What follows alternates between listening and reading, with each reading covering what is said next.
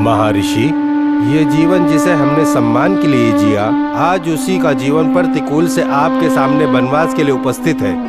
प्रभु, यदि ये मेरी ही भूल का दंड है, तो मेरी इस भूल की सजा द्रौपदी को क्यों मिल रही है? धर्मराज, तुम तो मात्र उस नाटक की कठपुतली हो जिसे स्वयं काल ने रचा है। इसमें कोई रहस्य अवश्य छिपा हुआ है। धर्म रक्षा के उस सत्य को उद्घाटित करेंगे। महर्षि, 6 वर्षों से हम इस वनवास में तप रहे हैं, परंतु कल ये क्षण आएगा जब कैलाश समाप्त होगा और समाधान की राह खुलेगी।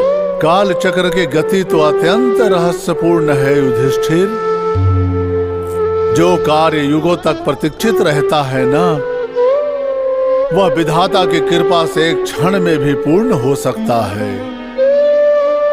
आपकी बातों का अर्थ क्या है महर्षि? पांडुपुत्र, सुनो सुनो। त्रेतायुग के आरंभ काल में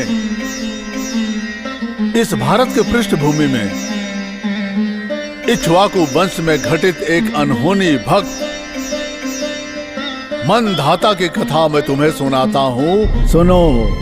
भूलोक में व्यवसाय का पाठ सिखाने वालों को, सज्जन साम्राज्य को चलाने वालों को धन धान्य की बहुत आवश्यकता होती है, लेकिन वही धन दुष्ट मनुष्यों को आसानी से प्राप्त हो जाता है, जिसके कारण धर्म का विनाश हुआ और अधर्म ने चहुं ओर अपनी स्वेच्छा से पैर पसार लिए। वत्स, तत्पश्चात मनुष्य के मन से भक्ति, मुक्ति तथा मोक्ष की राह भटकाकर गलत रास्ते को अपनाकर धर्म के काम के विरुद्ध मोह माया स्वार्थ के जाल में फंसकर भूलोक से धर्म का पूर्णतः विनाश हो गया। यह देखकर धर्म के देवता उस दुष्ट स्वार्थी मनुष्य और मंदबुद्धि राक्षसों के अत्याचार को सहने के बजाय भूलोक से देवलोक की तरफ प्रस्थान किए थे। इस तरह से अधर्म को बढ़ता देखकर भयभीत होकर वो लोग देवलोक की शरण लेने पे विवश हो गए। पुत्र, भूलोक पे रहने के स्थान पे उन लोगों ने देवलोक की राह पकड़ना अति उचित समझा।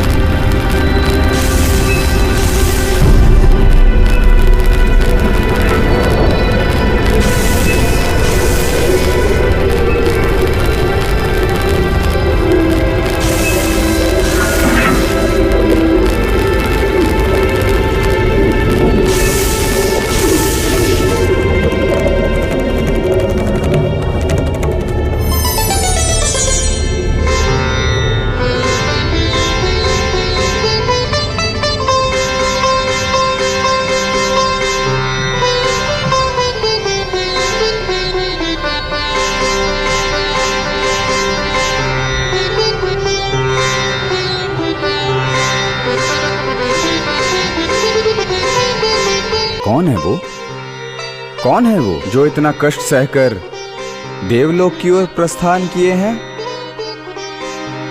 नारायण नारायण।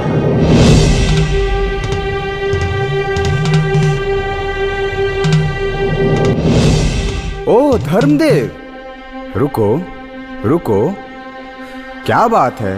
इस तरह से भागते दौड़ते परेशान होके क्यों आ रहे हो? नारद मुनि, भूलोक में राक्षसों का अत्याचार बढ़ता ही जा रहा है। मोह माया में लिप्त होकर धर्म के मार्ग से भटक गए हैं। ये संदेश पहुंचाने के लिए ही मैं देवेंद्र के दरबार तक आ पहुंचा हूँ। ये तो बहुत ही गंभीर समस्या है, लेकिन इस समस्या का हल देवेंद्र से मिलना तो बहुत ही मुश्किल है। तत्पश्चात और क्या मार्ग है नारद मुनि? सच है धर्मदेव, इस समस्या का निवारण करने का समर्थ उसके समक्ष है जिसने काल भैरव का आशीर्वाद प्राप्त किया है। ये काम उस सूर्यपुत्र से ही संभव होगा। सही कहा, बिल्कुल सही कहा आपने। सही समय पर आपने सही सलाह दिया है। मैं शीघ्र ही सैगड़ा दरबार में जाकर इस समस्या को रखता हूँ प्रभु। धर्मदेव, हाँ, इस काल चक्र के मुताबिक इस दिव्य कार्यकाल में कुछ ऐसे भी कार्य हो जाते हैं। चलिए सैगड़ा दरबार में जाके धर्म की रक्षा करने का कार्य आरंभ करते हैं। हाँ। नारायण नारायण।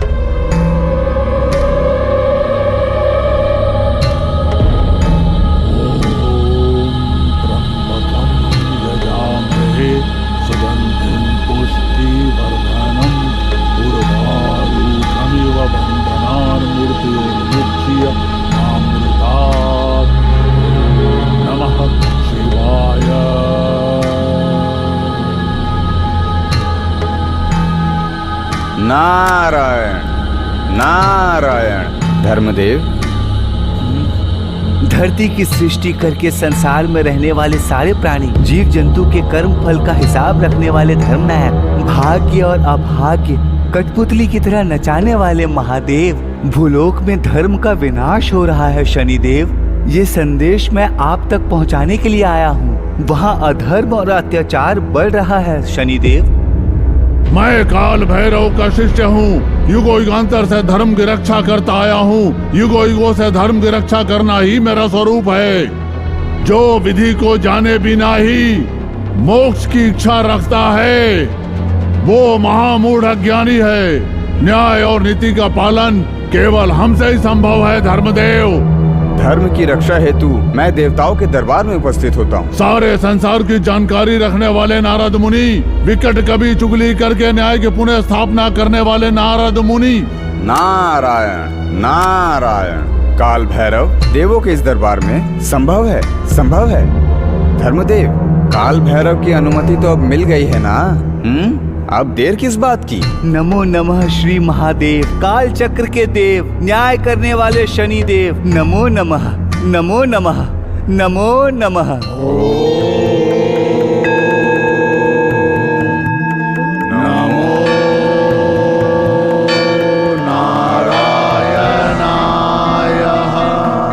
स्वामी, आपके आशीर्वाद के बिना एक पत्ता भी नहीं हिलता।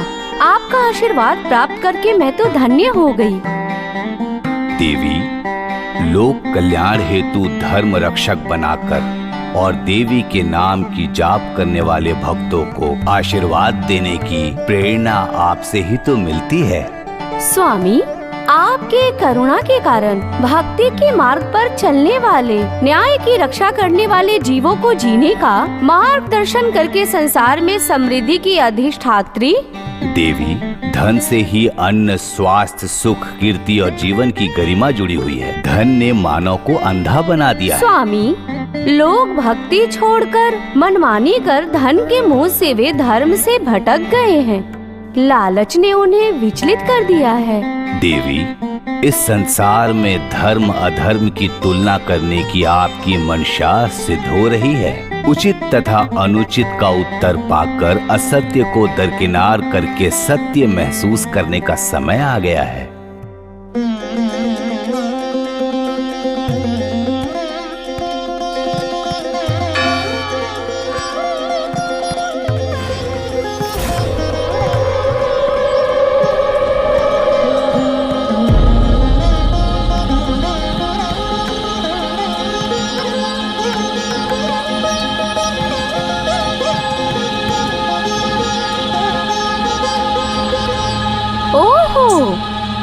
काल चक्र को चलाने वाले, कर्मों का लेखा जोखा रखने वाले विधि के नायक, आप कहाँ जा रहे हैं? देवी, आप जिन्हें कृपा दे रहे वो अधर्मी है। आपका आशीर्वाद अब अंधता का कारण बन गया है, जो कि उचित नहीं है। लोक कल्याण हेतु सुख समृद्धि देने का अधिकार इस लक्ष्मी देवी के अलावा और किससे संभव है शनिदेव? देवी, आपके इस मोहपूर्ण आशीर्वाद ने ब्रह्मांड की मर्यादा को पूरी तरह डगमगा दिया। मनुष्य धर्म के पालन से विमुख होकर लोग पाप की तरफ अग्रसर हो रहे हैं। देव की पूजा नहीं कर रहे, स्वयं के मन की मनमानी करके जीवन यापन कर रहे हैं लोग। तभी तो हे देवी, आपके इस अंधेपन वाले आशीर्वाद के कारण मनुष्य में धन दौलत के लालच को जगाकर, धर्म से विमुख होकर, बुरे मार्ग दिखाकर, सही मार्ग से हटाकर, अधर्म को बढ़ावा देकर संसार में धर्म को विनाश के मार्ग पे लाके खड़ा कर दिया है, जो सर्वथा अनुचित है। मानव जाति मोह माया के जंजाल में उलझकर भक्ति और मुक्ति को दरकिनार कर रहे हैं। दुष्ट शक्ति बढ़ने के कारण लोक कल्याण को विनाश में तब्दील करने का कारण आप है देवी। इस वैकुंठ में होने की वजह से ये आपका अहंकार है, जो आप इस तरह से मुझसे बात कर रहे हैं और मुझसे ही आप प्रश्न कर रहे हैं। सबका भाग्य लिखने वाली धन की देवी हूँ मैं। भूख, रोग, अकाल मृत्यु, भय, शोक, मन तथा कृति, धन, दौलत, संपत्ति, इन सब की वृद्धि करने वाली हूँ मैं। भूल गए क्या आप? देवी, इस संसार में नेक और धार्मिक लोगों को, धर्म की रक्षा करने वालों को आपके आशीर्वाद की आवश्यकता है, परंतु आप तो बुरे लोगों को, अन्याय करने वालों को, धर्म से विमुख व्यक्तियों को बहुत आसानी से आशीर्वाद देकर भूलोक से पाताल लोक तक अत्याचार को बढ़ावा देकर अधर्म को सर पे मंडराने पे विवश कर दिया है। विधि विधान का पालन न करने वालों को अंधविश्वास में आशीर्वाद देने के कारण ब्रह्मांड में मानव जाति पथ भ्रष्ट होते जा रहे हैं। ज्ञात है धर्म के राह पे चलने वाले लोगों के कदम डगमगा रहे हैं। या देवी सर्वभूतेषु लक्ष्मी रूपेण संस्थिता, बिना पक्षपात की आशीर्वाद देने वाली इस वैकुंठ की महादेवी को धर्म और अधर्म की सलाह देने आए हो आप। मानव को बुरी नजरों से बचाकर उनकी जरूरतों को पूरा करती हूँ। धन दौलत का आशीर्वाद देकर तरक्की के मार्ग पर अग्रसर करती हूँ। लोक कल्याण मेरे कारण संभव है। धन सुख आनंद देती हूँ। दौलत वाले लोग खुश हैं। धन दौलत वाले हार नहीं मानते और जो तुम पर विश्वास करते हैं उन्हें भय और दुख के सिवा कुछ नहीं मिलता है। और मेरी पूजा करने वाले को धन दौलत सम्मान सब कुछ मिलता है। मेरे भक्तों को मेरा आशीर्वाद मिलता है। ये स्मरण है ना शनिदेव, त्रिलोक की सृष्टि करके सारे के सारे जीवों की रक्षा करने वाली हूँ मैं। लक्ष्मी देवी, ये ज्ञात रहे आप तो आशीर्वाद देती है, लेकिन मैं कर्म फल का निर्धारण करता हूँ। मेरा कर्तव्य है धर्म की अवहेलना करने वालों को दंड देना, मेरा कर्तव्य है। मैं सूर्य पुत्र शनिदेव न्याय का पालक और धर्म का संहारक हूँ। मेरे इतना समझाने के बाद भी आप मुझे उकसा रही हो देवी। आपके इस अंधविश्वास को प्राप्त करके आशीर्वाद देने वाले मानव न्याय के मार्ग से भटक रहे हैं। अब आगे से आपकी भक्ति करके आपसे आशीर्वाद देना संभव नहीं होगा। धर्म का पालन और धर्म को मिटाने के लिए ये शनिदेव प्रतिबद्ध है देवी। सर्वशक्ति की मालकिन स्त्रीलोक को चलाने वाली देवी के बिना कुछ भी संभव नहीं है। सृष्टि, धन, धर्म और नीति इन तीनों स्तंभों पर आधारित है शनिदेव। आप पर कोई अंधा ही विश्वास कर सकता है, उसे संकट ही मिलेगा। और जो मुझ पर विश्वास करता है उसे सभी ओर से खुशियाँ ही मिलेगी। जहाँ मैं हूँ धन है, जहाँ आप वहाँ निर्धनता। इस सृष्टि की धन की देवी मैं हूँ सर्वश्रेष्ठ। स्मरण है केवल धन या केवल निधि से इस संसार को चलाना संभव है। सृष्टि को ज्ञात हो कि धर्म का रक्षक ये शनिदेव है, न्यायाधीश है, सर्वविदित है। और इस न्यायाधीश शनिदेव की दृष्टि से बच के जाना संभव है देवी। धर्म और अधर्म का हिसाब किताब मैं रखता हूँ। अच्छाई और बुराई का भेद मुझे पता है। आप चाहे कुछ भी कहे देवी, धर्म की रक्षा के लिए ही मेरा जन्म हुआ है।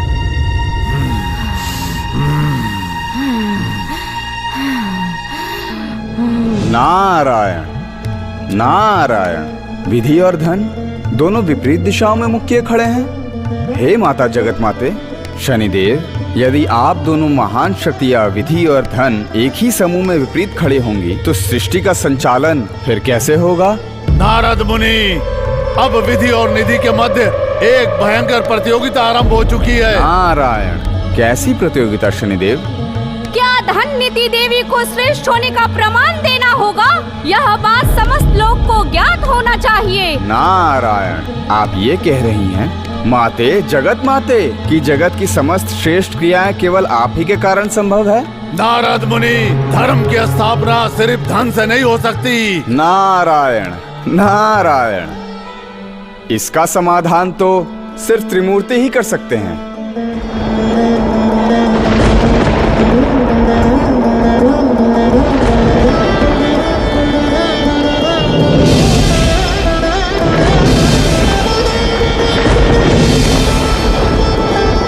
नारायण नारायण।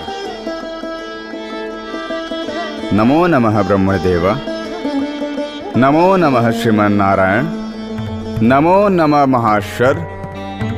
नारद मुनि, आपके आगमन का कारण? प्रभु परमपिता, इस सभा में मेरा आगमन कारण पूर्ण है प्रभु। जिस सृष्टि को आपने स्वयं रचा और इस संसार को चलाने वाले भी सूत्रधार आप ही हो, विधि तथा निधि में श्रेष्ठ कौन है ये आप ही तय करें।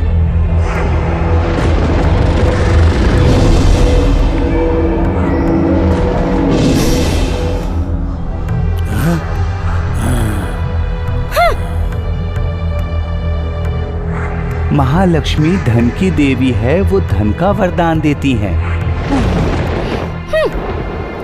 और शनिदेव कर्म का लेखा रखते हैं, इसलिए दोनों ही श्रेष्ठ हैं। हे प्रजापति ब्रह्मदेव सृष्टि के कर्ता, आज समस्त लोक में धर्म का पूर्णतः विनाश हो चुका है, क्या परिणाम होगा? समाधान ही भूलोक की समस्या का हल है। तुम दोनों ही अपने अपने कार्य में श्रेष्ठ हो। दोनों में से किसका मार्ग सृष्टि को चलाएगा, ये आप दोनों मिलकर ही तय कीजिए। मनुष्य बिना हमारे आशीर्वाद के कैसे धर्म का पालन करेगा, बताइए। त्रिलोक को अपने कंधों पर धारण कर धर्म की रक्षा करना ही हमारा दायित्व है और साथ में कर्तव्य भी। निस्वार्थ भाव से धर्म का पालन करने वाला ही सच्चा भक्त होता है। आप सबका कल्याण हो। भक्ति के मार्ग में ही चलकर समस्त सृष्टि को संतुष्ट रखा जा सकता है। काल चक्र के निर्णय का समय निकट है। आप दोनों निश्चिंत रहें। आपका मंगल हो।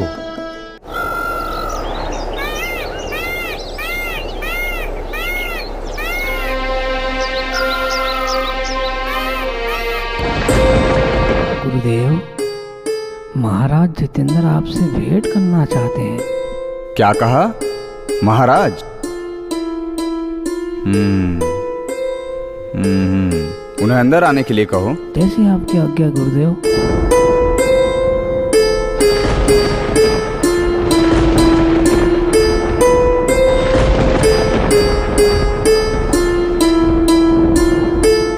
गुरुदेव नमो नमः। ओहो, इक्ष्वाकु कुल के वारिस, भगवान करे तुम्हारा मंगल हो। मैं सुन रहा हूं कि राज्य में धर्म सुचारू रूप से चल रहा है और राज्य में सब प्रसन्न हैं। गुरुदेव, सत्य केवल यही है। आपके आशीर्वाद और श्रीमन नारायण की कृपा से सब कुशल मंगल है।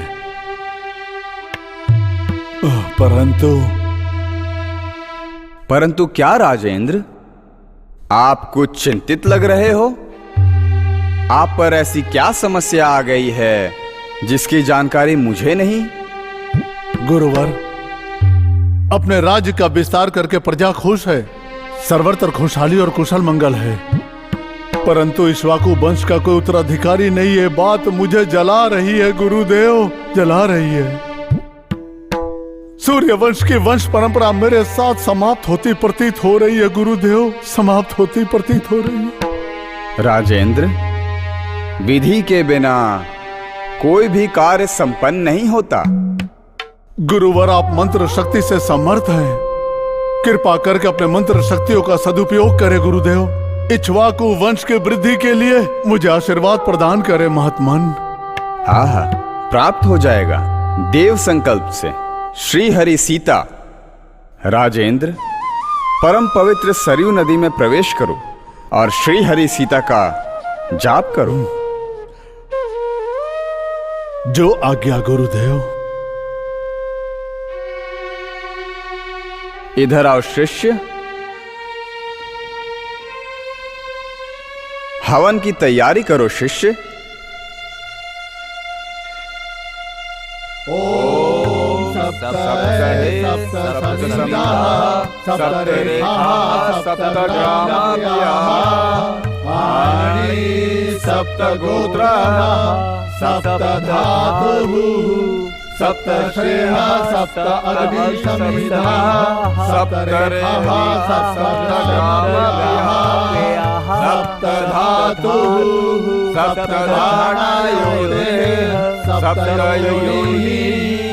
सप्तपुत्र प्राप्ति अदित्या सप्तगोत्र समर्पयामि।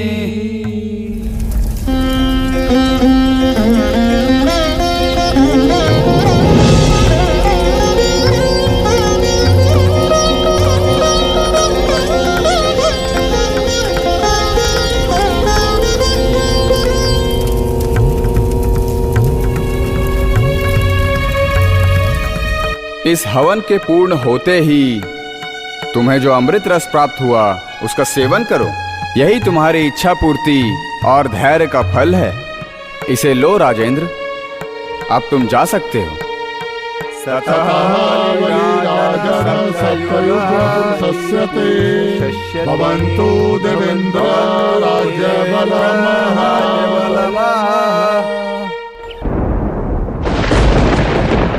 देव के आशीर्वाद से युनाष्ट ने पुत्र प्राप्ति के लिए हवन करवा कर भूलोक में श्रीमन नारायण का जाप पाठ करके इच्छा पूर्ति का फल प्राप्त करने वाला है।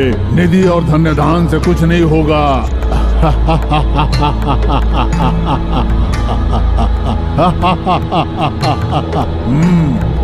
निधि से कहीं ज्यादा विधि प्रबल होती है। निधि से यज्ञ हवन हो सकता है, धर्म नहीं चलता। विधि के कारण कर्म का फल भुगतना ही होगा। विधि के साथ जीने से ही कर्म से छुटकारा पा सकते हैं। जाइए, सावधानी से कार्य को संपादित कीजिए। जो आज्ञा महाराज।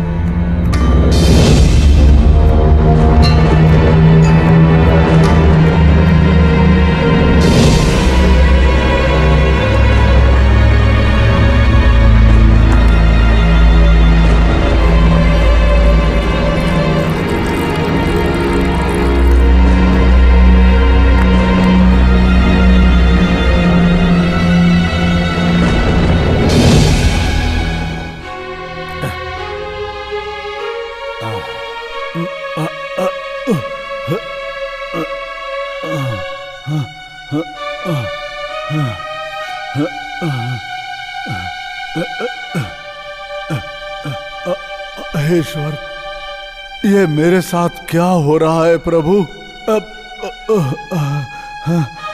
ये कैसे संभव है? ये कदाचित इस जल से मेरे सीने की वेदना शांत होगी।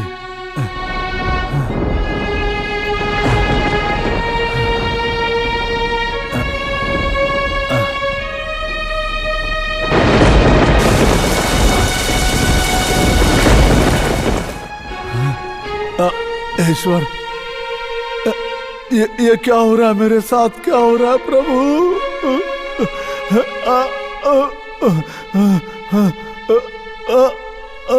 सर चिकरा रहा है मेरा परमात्मा। मैं क्या करूं गुरुदेव? इतनी पीड़ा क्यों हो रही है? रक्षा कीजिए, रक्षा कीजिए गुरुदेव। गुरुदेव, गुरुदेव, गुरुदेव। श्री हरि, ये क्या है? ऐसे ये बिजली क्यों कड़क रही है? ये कैसा अनर्थ का संकेत है? ये जो कुछ भी घटित हो रहा है, इसके पीछे अवश्य ही कोई कारण है। महाराज, महाराज, महाराज, क्या हुआ आपको? क्या हुआ? बहुत दर्द हो रहा है क्या? श्री हरि, ये क्या हो गया राजा को? महाराज, उठिए। क्या हुआ आपको? ऐसा क्या हो गया?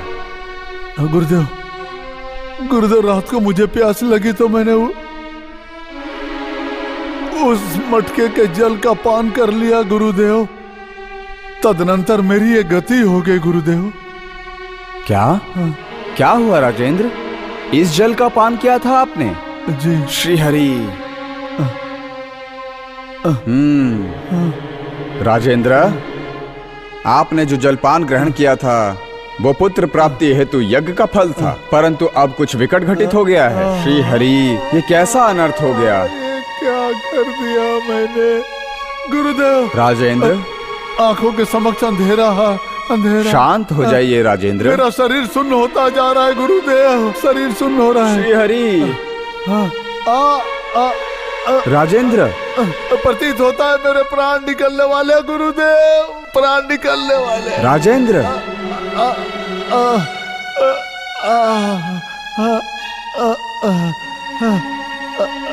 राजेंद्र, प्रकृति स्वयं गवाही दे रही है। आपके गर्भ में जो सृष्टि हुई है वो साधारण नहीं, एक दिव्य संतान है।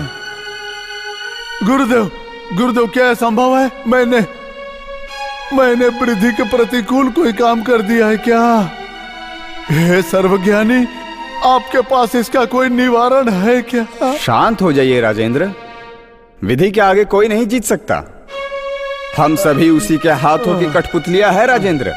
हमें विमोचन देने वाला वो नारायण है राजेंद्र। उनका आदेश पाकर शनिदेव अपना कार्य कर रहे हैं और इस कार्य के संचालक श्री नारायण ही होंगे, अर्थात उन्होंने ही ऐसा लिखा है, तो अवश्य ही ये श्रेष्ठ कार्य होगा।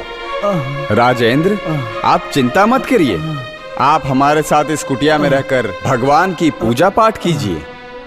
सुनो शिष्य, तुम अभी तुरंत अयोध्या जाकर राजेंद्र तपस्या में विलीन होने वाले हैं, ये संदेश वहां ले जाकर तुम सारे मंत्रीगणों को बता दो।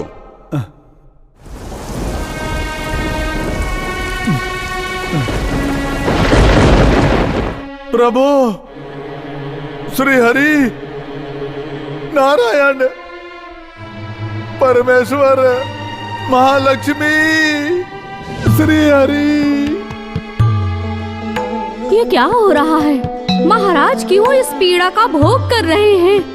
यह विधि का विधान ही है। ना ही धन काम आता है और ना संपत्ति, केवल कर्म ही काम आता है। जीव को कर्म भोगना होता है, इस कर्म फल से कोई नहीं बच सकता है, यही विधि का विधान है। यह मनुष्य को सोचना चाहिए। इसीलिए देवेंद्र सतर्क हो जाओ। देवेंद्र प्रकट हो जाओ। देवी जगत जननी, इस भक्त के परिणाम को स्वीकार कीजिए। देवी, आपका दिया गया आशीर्वाद ही इस सृष्टि का प्रेरणा स्रोत है। अब कृपा करके पुण्य कार्य आगे बढ़ाइए। पुरंदरा, इस बालक का जन्म विधि और निधि की प्रतियोगिता के मध्य हुआ है। इस सूर्यवंशी संतान की रक्षा करना मेरा कर्तव्य है, इसलिए इसे पालन पोषण दो। आशीर्वाद देकर धर्म की रक्षा हेतु इसे सुयोग्य बनाओ। सर्व प्रकार से रक्षा करो, ये कार्य तुम्हारा है। इस जीव को सही मार्ग दिखाओ, इसलिए इसका पालन पोषण करना तुम्हारा कर्तव्य है। लोकेश्वरी, ये विधि तथा निधि के मध्य बालक का जन्म हुआ है, अब उसका पालन पोषण करना मेरा कर्तव्य है। माँ, यह पीड़ा मुझसे सहन नहीं हो रही है। राज कार्य मुझसे नहीं होगा माँ, रक्षा करे हे महालक्ष्मी। महालक्ष्मी,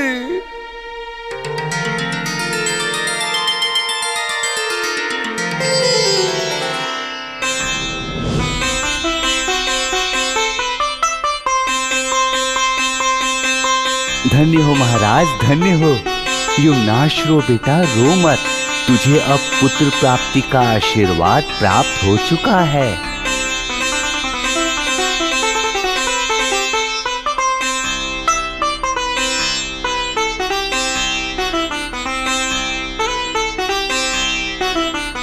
मैं स्वयं अपने हाथों से तुझे वो अमृत प्रदान करूंगा जो श्रेष्ठ है, अमृत से भी श्रेष्ठ है। मैं मंत्रों का जाप करके तुझे ऐसा आशीर्वाद देता हूं कि जहां तेरे चरण पड़ेंगे वहां धर्म की स्थापना होगी, लोगों का कल्याण होगा, राक्षसों का अंत होगा और ऋषि मुनि संतुष्ट होंगे। तू कल्याणकारी सिद्ध होगा। सूर्य चंद्रमा की भांति तेरा नाम हमेशा उज्जवल रहेगा। दानव सदा भयभीत रहेंगे, राक्षसों का सर्वनाश होगा, ऋषि मुनि आशीर्वाद देंगे।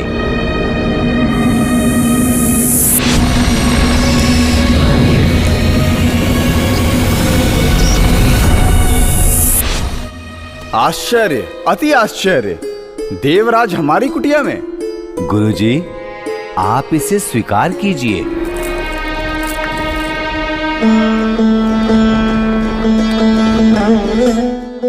आह, राजेंद्र को पुत्र प्राप्त हुआ है। आह, कितना तेजस्वी बालक है। आह, आह। देवराज, इस समस्या का समाधान किसने किया? गुरुजी, ये समाधान मैंने ही किया है। आह, धन्य हो, धन्य हो। इस दिव्य बालक का नाम होगा मानदाता, मानदाता, मानदाता, जो सर्वश्रेष्ठ होगा। इस बालक का कल्याण हो।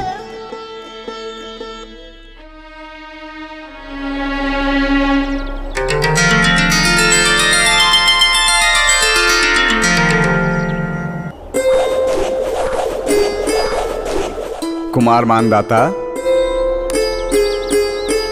अब वो समय आ गया है जिसके लिए तुम्हें सृष्टि ने तैयार किया। हमारे समीप आओ। इस पूरे सृष्टि के संचालक, त्रिलोक के अधिपति को अपने अंतःकरण में धारण करो। ब्रह्मांड के विधाता ब्रह्मा, जो भूमंडल के संरक्षक हैं, और नवग्रहों का आशीर्वाद लेकर तुम्हें यह कार्य आरंभ करना होगा। निकट आओ। ओम सूर्याय चंद्राय मंगल बुधाय च गुरु शुक्र शनिवे राहुवे केतवे नमः। इस महामंत्र को तुम्हें जीवन भर स्मरण रखना होगा, इसका जाप करना होगा। इससे तुम्हारा मंगल होगा।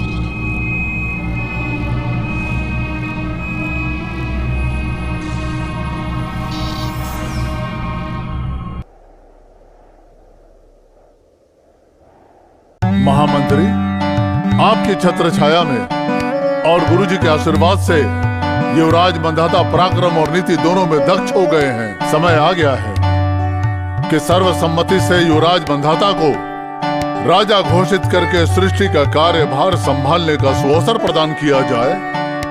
सदाचार, ईश्वर भक्ति और शुभ कार्यों में रत युवराज मंधाता इस सृष्टि के कार्यभार के संपूर्ण लायक हैं। इसमें आप सबका क्या अभिप्राय है? महाप्रभु, इस राज्य के संचालन में आपकी सेवा करना हमारा सौभाग्य है, परंतु क्षत्रिय कुल में किसी राजकुमार को सीधे मुकुट पहनाना क्षत्रिय कुल के लिए असामान्य है। इसलिए राजकुमार को मुकुट पहनाने से पहले सोच विचार कर लीजिए। अर्थात क्या अभिप्राय है आपका?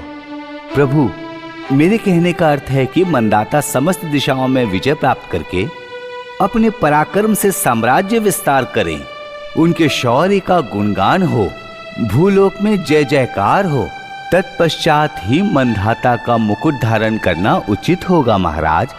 अति उत्तम मंत्री जी, मंधाता वीरता के भी प्रतीक हैं।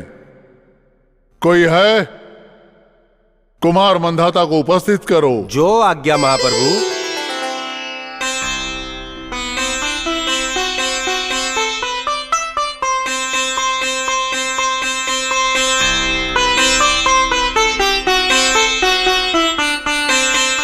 स्वागत है कुमार। युवराज मंदाता को राज्य का उत्तराधिकारी घोषित करना प्रभु का निर्णय है। आपकी शक्ति, युक्ति और सामर्थ्य पूरे संसार के सभी लोगों को ज्ञात है ना मंत्री जी?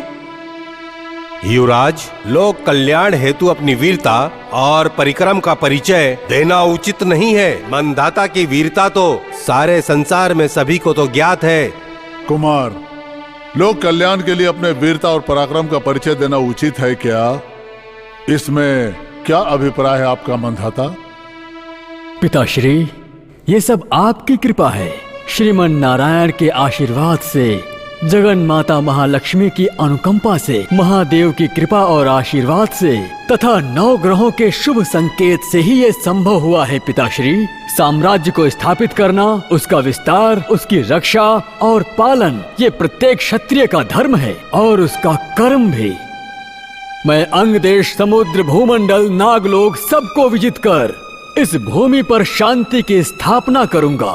आकाश हो या पाताल, चाहे नागलोक ही क्यों ना हो, पवित्र गंगा में स्नान करके इस आयुध भूमि को गौरव दिलाऊंगा और इस पवित्र अयोध्या के गौरव को चारों ओर फैलाऊंगा। मुझे आशीर्वाद दीजिए पिताश्री। राजपुरोहित जी, मंदाता के शुभ कार्य को शुभारंभ करने का मुहूर्त बताइए। महाराज, सारा वर प्राप्त करने वाले युवराज मंदाता श्रेष्ठ अष्टमी के दिन यदि कार्य का शुभारंभ करें तो वो अत्यंत कल्याणकारी होगा। तो फिर देर किस बात की है? युद्ध की घोषणा करो, दुंदुभियों को बजाओ। समय आ गया है सूर्यवंश की स्थापना का। संपूर्ण सैनिकों को तैयार करो।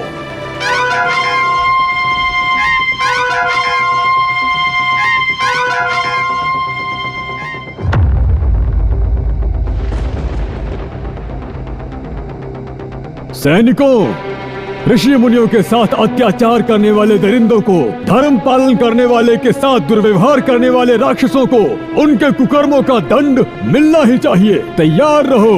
हमारी संस्कृति की रक्षा, धर्म की स्थापना, यही हमारा कर्तव्य है। हथियार उठाओ, पीछे हटना नहीं है। शत्रुओं का नाश करो। जैसे जंगल में शेर दहाड़कर आगे बढ़ता है, उसी तरह शत्रुओं को अपने हाथों से मिटाकर उनका वो हश्र करो कि भविष्य में वो हमारे विरुद्ध खड़ा होने का साहस भी ना कर सके।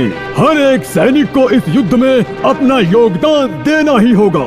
अब वो समय आ गया है अपना रण कौशल दिखाने का, तो तैयार हो जाओ। अपना कौशल दिखाओ और विजयश्री को प्राप्त करो और इस अयोध्या साम्राज्य को विस्तारित करो। संकल्प लो, हम धर्म स्थापना के लिए कार्य करेंगे। जय विजय भव। जय विजय भवन्तु, जय विजय भवन्तु, जय विजय भवन्तु।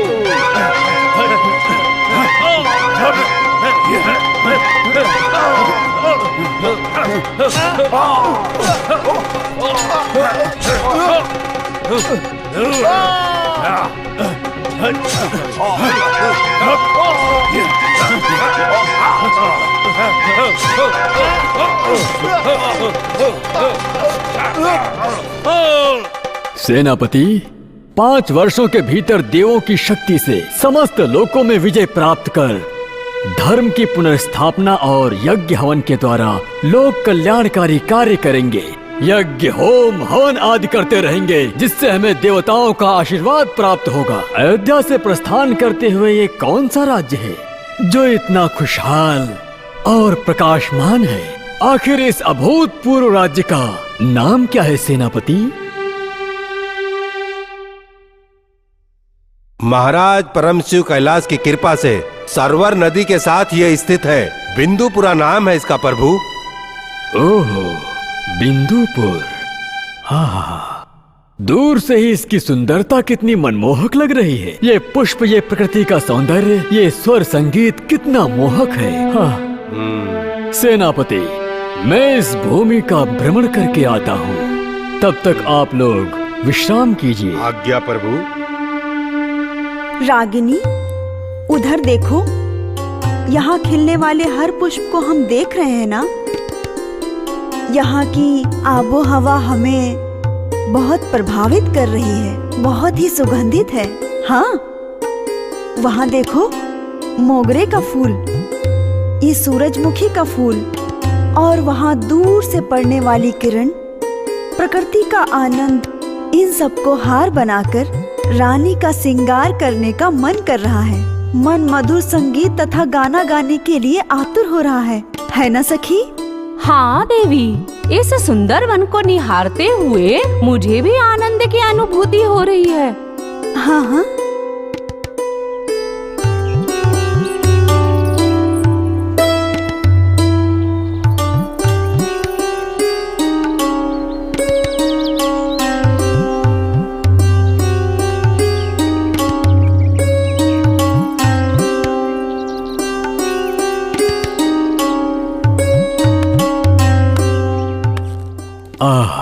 सृष्टि का असली सौंदर्य तो यहाँ मौजूद है। फूलों के साथ खड़े होने से कोई अंतर नहीं दिखाई दे रहा। आपसे इन फूलों की महक मन को मोह रही है। समुद्र सी गहरी आंखें, सुंदरता की मिसाल, अति सुंदर। कमल जैसी सुंदर नेत्रों वाली रानी, मेरे मन को भाने वाली। तुम्हारी जननी कौन है और आपका शुभ नाम क्या है सुंदरी, जिसने अपनी सुंदरता से मेरे मन को मोह लिया है?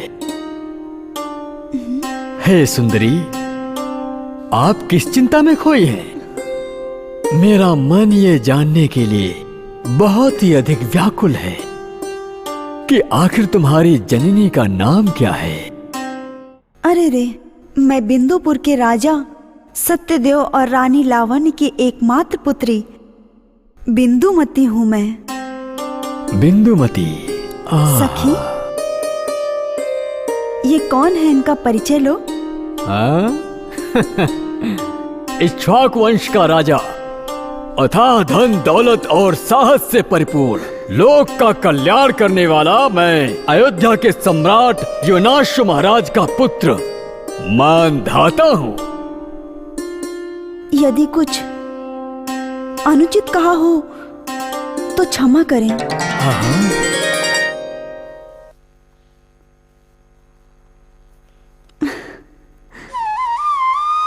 स्वर्गलोक सुंदरी, हृदय खोल कर कहो, मुझे अपना ही मानो, मेरे पास आ जाओ। जैसी आपकी इच्छा।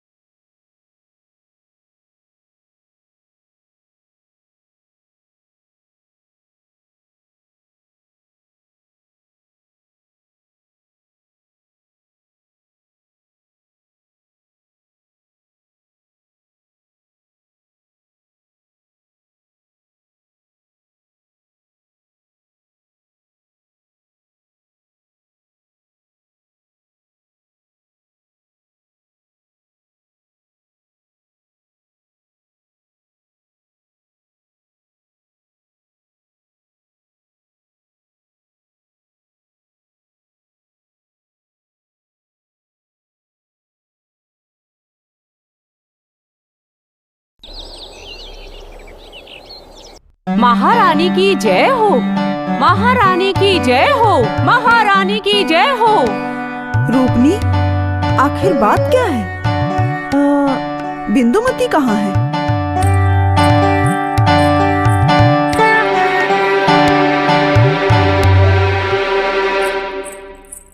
रानी, ये गुप्त विचार क्या है? स्वामी, ये तो खुशी का समाचार है। हमारी पुत्री बिंदुमती और कोई गंधर्व पुत्र एक दूसरे को पसंद करने लगे हैं और प्रेम करने लगे हैं। आश्चर्य की बात है, पुरुषों की साया से भी दूर भागने वाली हमारी पुत्री है। सुनो, सभी मंत्रीगण और गुरुवर को यहाँ आने का आदेश दिया जाए।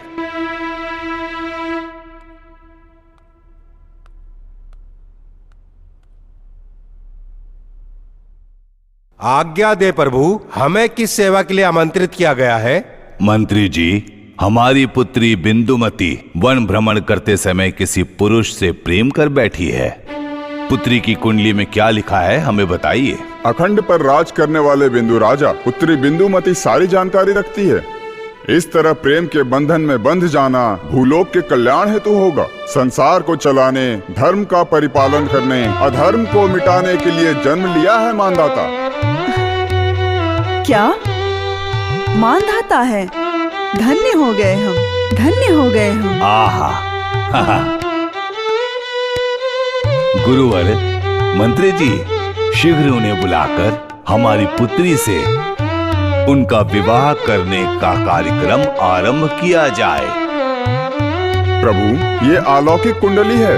हर्षोल्लास हम उनका मिलन करवाएंगे। सत्य कार्य, धर्म कार्य के लिए अपनी जान की परवाह ना करने वाला वीर है। किंतु गुरुदेव, ये किंतु शब्द का उपयोग किस लिए?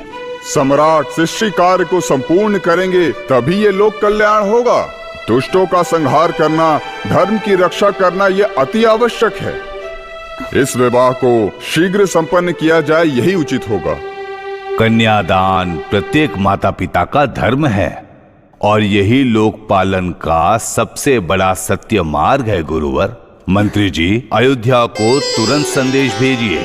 गुरुवर, शुभ मुहूर्त की तैयारी कीजिए।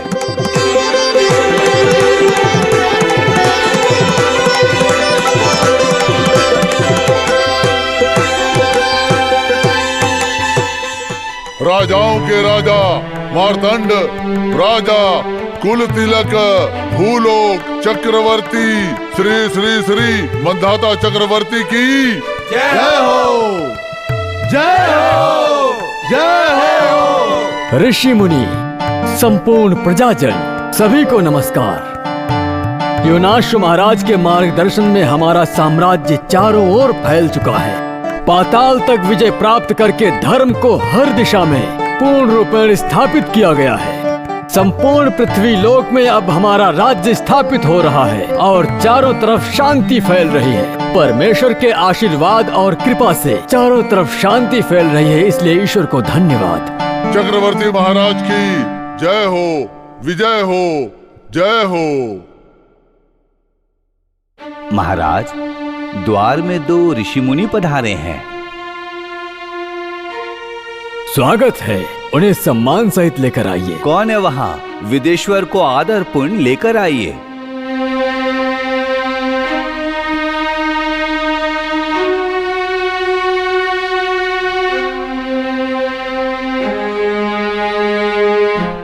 आपको साक्षात प्रणाम मुनिवर। आपका मंगल हो मानदाता चक्रवर्ती। धर्म की जागरूकता के लिए और धर्म के विजय के लिए भूलोक और पाताल लोक के मनुष्यों को आनंद प्राप्त होना चाहिए। मुनिवर, आप हमें बताइए कि क्या स्वर्गलोक में ऐसा आनंद नहीं है? स्वर्गलोक का विचार किस लिए? वो तो पाताल लोक पर विजय प्राप्त करने के पश्चात का मामला है। तो फिर ऐसा कौन सा भाग है जिसे हमने नहीं जीता? चक्रवर्ती सम्राट मानदाता, लगता है दक्षिण में पौल राजा के देश में आपने अभी उस भूमि पर कदम नहीं रखा है। अरे वो तो हमारे सामर्थ्य की तुलना करने जैसा देश है ही नहीं ऋषवर, उसे वहीं रहने दीजिए। जब मैं आगे बढ़ता हूँ तो धर्म की रक्षा करता हूँ और उसे देवताओं के चरणों में समर्पित करता हूँ। स्वर्ग को भी जीत करिए, ये मानधाता लोक के संपूर्ण कल्याण के लिए उसे समर्पित कर देना ही अपना कर्तव्य समझता है ये मानधाता। इसलिए हमारी और हमारी प्रजा की जय जयकार चारों ओर व्याप्त है। मानदाता, धर्म की स्थापना के इस युद्ध में विधि को भी साथ लेकर चलने पर विचार कीजिए। ऋषिवर, सारे लोक पर विजय प्राप्त करने वाला मैं मानधाता, मैं स्वयं उस स्वर्ग लोक पर विजय प्राप्त करके सारे संसार पर मैं विजय प्राप्त करने की सामर्थ्य रखता हूँ। वो सामर्थ्य योनाश महाराज के पुत्र में है। शांत हो जाइए महाराज, शांत हो जाइए। ऐसा न करो पुत्र, ऐसा न करो। ये क्या अनर्थ किए जा रहे हो? पिताश्री, कृपा करके चुप रहें। हे प्रभु। ऋषिवर, इस सम्राट मानधाता के अंदर सूर्य जैसा तेज है, धैर्य और साहस है। सत्य की लड़ाई में जीत सदैव सत्य की ही होती है। जब 9 ग्रह मेरे साथ में हैं, तो दुष्ट शक्तियां हमें किसी भी परिस्थिति में हरा नहीं सकती। चाहे कैसे भी परिस्थितियां क्यों ना आ जाएं, वो हमें हमारे मार्ग से हटा नहीं सकती। जो स्वर्ग के वासी धर्म से विमुख होकर पूरी तरह दूर मार्ग अपना रहे हैं, दूर मार्ग अपना रहे हैं, वे क्या देवता कहलाएंगे?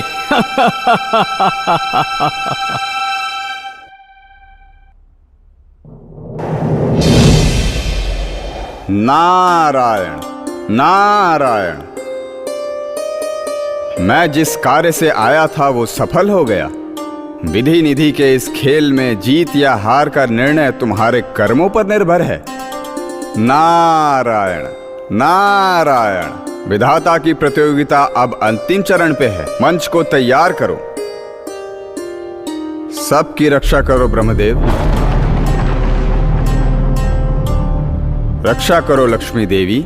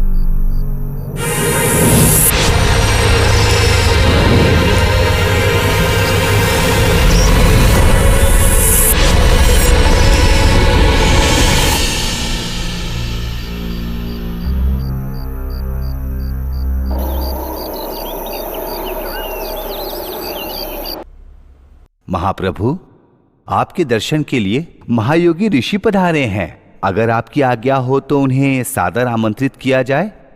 अवश्य ही। उन्हें राज मर्यादा के अनुसार सभा में लाया जाए मंत्री जी।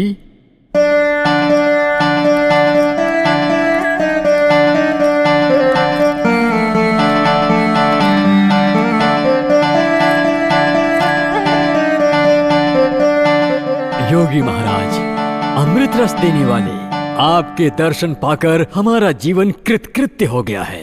कहिए, ये मानधाता आपकी क्या सेवा कर सकता है? पुत्र, धर्म की रक्षा करने वाले, तुम हमारी समस्या का समाधान कर सकते हो। साक्षात देवताओं का आशीर्वाद प्राप्त करने वाले, आपको क्या समस्या है? बताइए, मैं हल करूंगा। राजन, हम दोनों धर्म का पालन करने वाले हैं। ये है निधि की देवी महालक्ष्मी और मैं हूँ शनिदेव। बिना कर्म के धर्म का पालन नहीं हो सकता, ऐसा मेरा मत है। आपका अभिप्राय क्या है?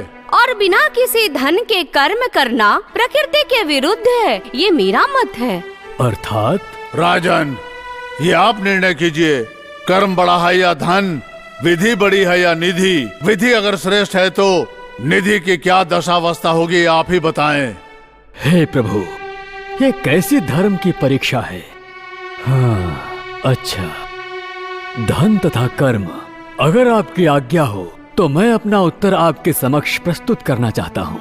वर्तमान को ध्यान में रखते हुए और भविष्य पर विचार करते हुए सोच समझकर उत्तर दीजिएगा। सत्य के मार्ग पर चलने वाले आप क्या उत्तर देने वाले हैं, हम इसकी बेसब्री से प्रतीक्षा कर रहे हैं।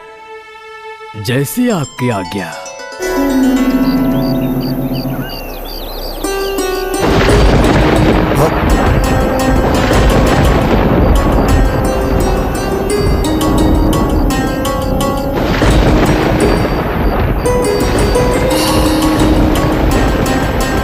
ये बिजली इस तरह से क्यों कहर बरपा रही है? राज दरबार में आज जो उन लोगों ने प्रश्न किया था, उसने दिलो दिमाग में उलझन पैदा करके रख दिया है। अगर इस समय हमारा मार्गदर्शन करने के लिए हमारे कुलगुरु समीप होते तो बहुत अच्छा होता। गुरुवर, आप कहाँ हो?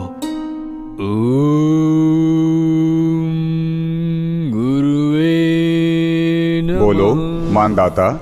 गुरुजी, इस शिष्य का प्रणाम स्वीकार करें। मानदाता, जिस प्रश्न का उत्तर त्रिमूर्ति भी देने में असमर्थ हैं, इस समस्या का आप निर्णय देने जा रहे हैं, यह आपका भाग्य है। लोक कल्याण हेतु आगे बढ़ें। निस्वार्थ से इस लोक में आपका विजय ही होगा, परंतु ध्यान पूर्वक। गुरुदेव, निधि और विधि दोनों ही विश्व के संचालन के लिए आवश्यक हैं। फर्क बताना कठिन है, परंतु निर्णय आवश्यक है। आप इस पर ठीक से विचार कीजिए। विश्वकर्मा को बुलाइए। निधि अथवा विधि क्या उचित है, वही मार्ग दिखा सकते हैं। जो भी आते हैं उनकी इच्छा को पूर्ण कीजिए। तत्पश्चात जो होगा वो प्रभु के संकल्प से होगा।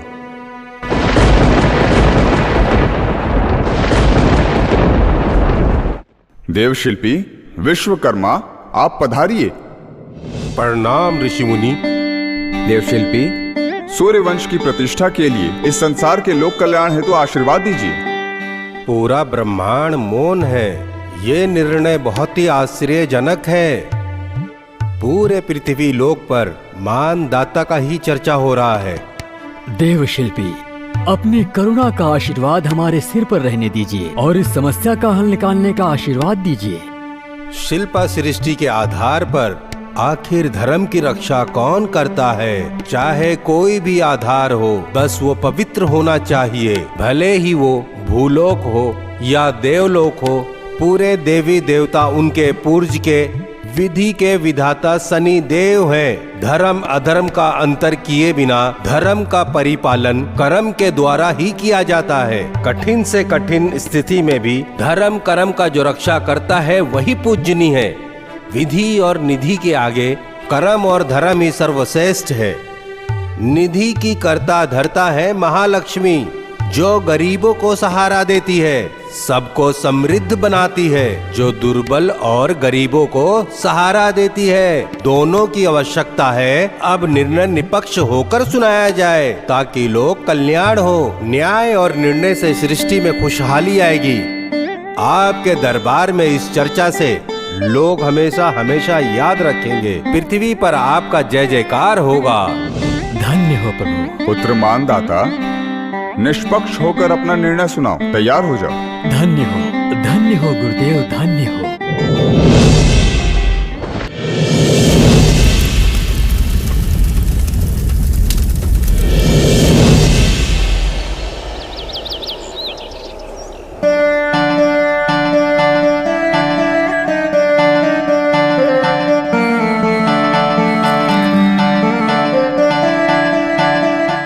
सुनिए योगी, अब मैं निष्पक्ष होकर अपना निर्णय सुनाने वाला हूं। सूर्यवंशी वंश का सुपुत्र मानधाता, सत्य तथा धर्म को स्थापित करने के लिए आशीर्वाद दीजिए योगीगण। मानधाता, विधि के मार्ग पर क्यों चलना? अगर आप विधि का पालन करने वाले हैं तो मैं भक्तों की रक्षा, उनकी पीड़ा, इन सबों को हरने वाली सिर्फ और सिर्फ मैं हूँ। इसीलिए कहती हूँ मैं श्रेष्ठ हूँ। धन श्रेष्ठ है। लोक कल्याण करने वाले मंधाता, सत्य को स्थापित करने के लिए, न्याय दिलाने के लिए, धर्म का परिपालन करके धर्म का पालन करने वाले राजाओं में सर्वश्रेष्ठ है। आपकी कीर्ति अमर रहे। धन्य मानधाता, धन्य हुआ। आप दोनों को देखकर लगता है जैसे साक्षात विधि तथा निधि को देख रहा हूँ। ये तो मेरे पिछले जन्मों का कर्म है। ये जो प्रश्न है सत्य, धर्म और न्याय से जुड़ा है। मैं दोनों को बराबरी पर देखता हूँ। योगी जी यहाँ 2 सिंहासन रखे हैं। आप दोनों इस प्रतियोगिता में बैठकर अपने अपने मत को रखें। देखिए योगी जी, सर्वप्रथम आपने मुझसे प्रश्न किया है, तो सबसे पहले आप सिंहासन पर विराजमान हो जाइए। आपके विराजमान होने के पश्चात माते आपको अवसर दिया जाएगा।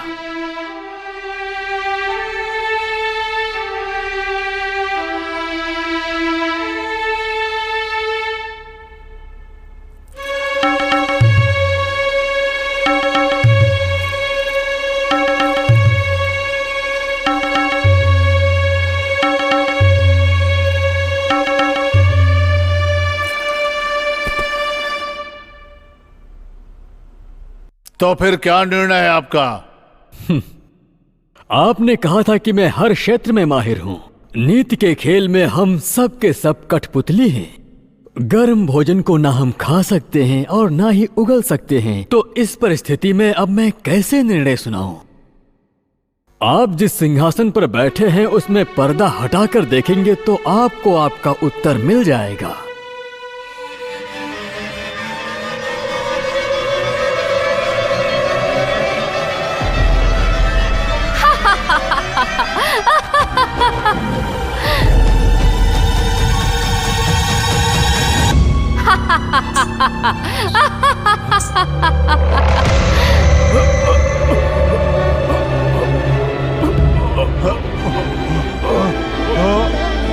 धन दौलत की रानी, स्वर्ण की देवी, विष्णु का आशीर्वाद प्राप्त करने वाली, मोती रत्न हीरे से सजी सिंहासन पर विराजमान हूँ मैं। ये अधर्म का लक्षण है। अधर्म का लक्षण है ये। राक्षसों को भी धन का आशीर्वाद देने वाली को स्वर्ण का सिंहासन प्रदान किया जाता है क्या?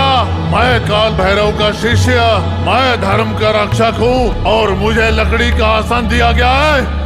अन्याय है। मैं जा रहा हूँ। तुमने निधि के प्रभाव में आकर ये न्यायकर्ता के साथ अन्याय किया है। ये किसी सत्पुरुष के लिए निंदनीय कार्य के श्रेणी में आता है मंधाता। ये प्रमाणित हो गया। तुम राजा के योग्य नहीं हो। अब तुम देखना, शनि की वक्र दृष्टि तुम्हारा सर्वनाश कर दूंगा। भविष्य में कोई भी मंधाता शनि देव का अपमान करने की साहस न जुटा पाए। सृष्टि के कल्याण के लिए मैं शनि देव इस महाराज मंधाता को ऐश्वर्य से विहीन करने जा रहा हूँ। आज से तुम पर शनि की महादशा शुरू होगी। वंशानुगत दरिद्र होने वाले हो तुम। सच्चा न्याय नहीं करने वाले कभी राजा नहीं हो सकते हैं। सूक्ष्म से सूक्ष्म निरीक्षण करने वाले को राजा कहते हैं। तुम राजा के योग्य नहीं हो। तुम मंधाता नहीं, निधि अंध हो गए हो, स्वार्थ से परिपूर्ण हो। शनि देव के साथ अन्याय तुम्हारे लिए उचित नहीं होगा।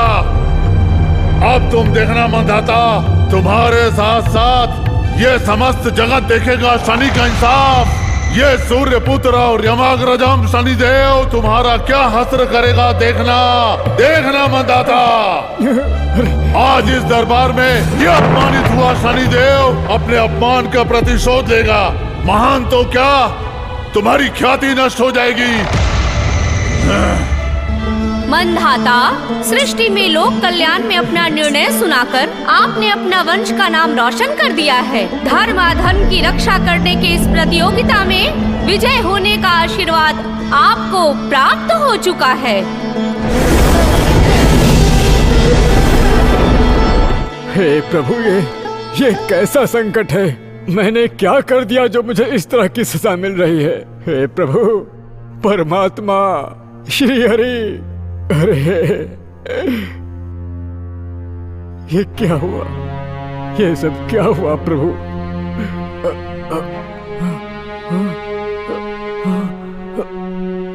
ये कैसा आश्चर्य है?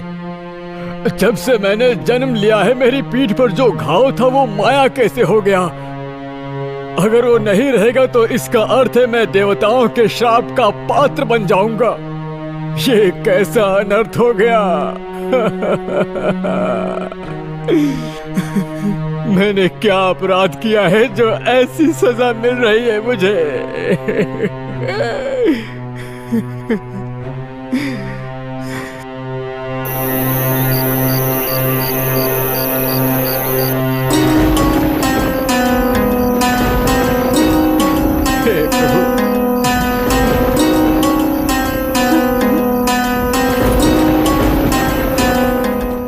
स्वामी,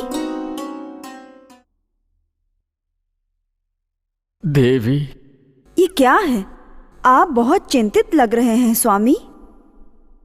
आप राजा हैं, प्रजा के मार्गदर्शक हैं। क्या कोई बुरा स्वप्न देखा है आपने? वो निर्णय सुनाकर ऐसा प्रतीत हो रहा है जैसे मैंने कोई बहुत बड़ा अपराध कर दिया है देवी। अर्थात?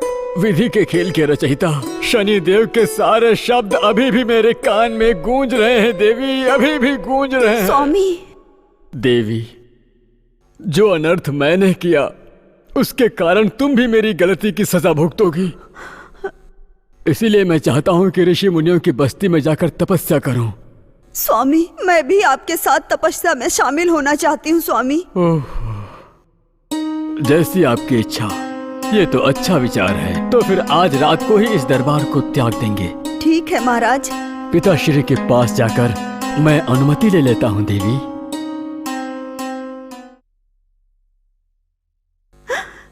माँ भगवती, ये क्या है?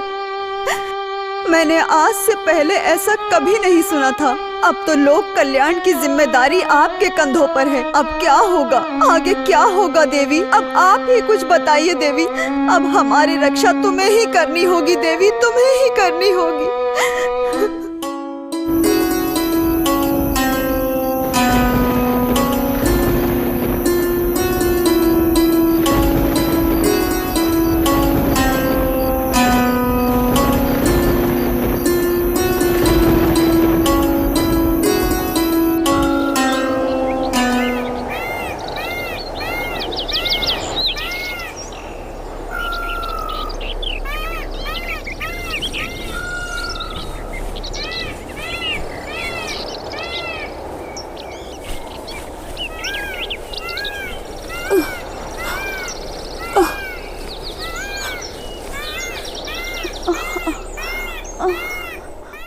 स्वामी,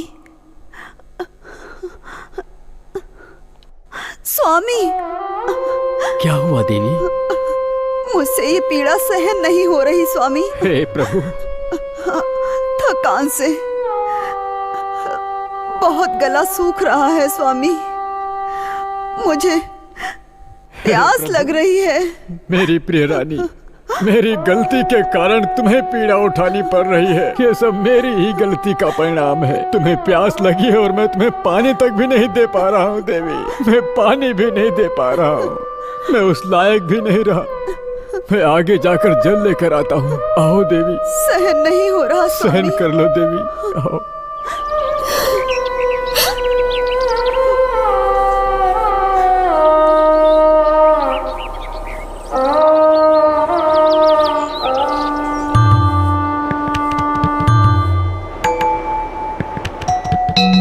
मंधाता, आप बिल्कुल भी चिंतित ना हो। मैं अपने भक्त को दुखी नहीं देख सकती। अगर आप विधि का पालन करने वाले हैं तो भक्तों की रक्षा करने वाली मैं हूँ। यदि पीड़ा आपको होती है तो मुझे भी होती है। धर्मदाता, प्रकट हो जाओ। जैसी आपकी इच्छा, आज्ञा दीजिए देवी।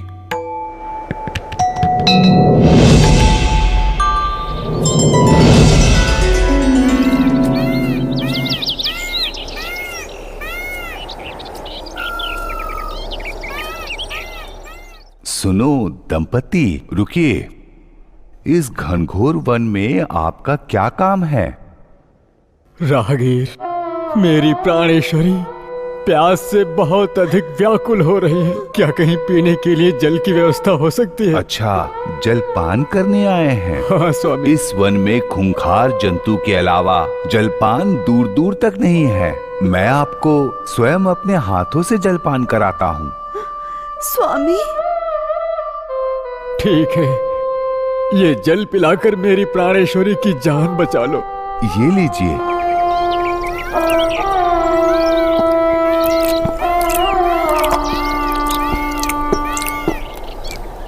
राहगीर, प्यास से मेरा गला सूख रहा था, किंतु आपने पानी पिलाकर मुझ पर दया की। मैं क्या उपहार दूं? देवी। स्वामी। उस गहने की पोटली दो। स्वामी, अनर्थ हो गया स्वामी, अनर्थ हो गया। क्या हो गया देवी, क्या हो गया? हमारे पास जो राजसी गहना था वो वहीं पर रह गया स्वामी। हे प्रभु, भूल हो गई। ये क्या विडंबना है। गहनों से सजा ये शरीर अब खाली हो गया है। आखिर में वही गहना हमारे पास था, अब तो हम कंगाल हो गए हैं। अब इन पुण्य आत्मा को देने के लिए मेरे पास कुछ भी नहीं बचा है जो मैं इन पुण्य आत्मा को उपहार स्वरूप दे सकूं। हे प्रभु। चिंता मत कीजिए राजन, आगे एक घना वन है। उस वन में एक मंदिर है, वहां आप लोग जितनी देर चाहे विश्राम कर सकते हैं। चिंता की बात नहीं है। देवी, अगर कोई समस्या है तो जगन माता को याद कीजिए। जगन माता ही रक्षा करने वाली है, वो आपका उद्धार करेंगी। ठीक है राहगीर। ठीक है राहगीर, अब हम चलते हैं। ठीक है, आओ देवी।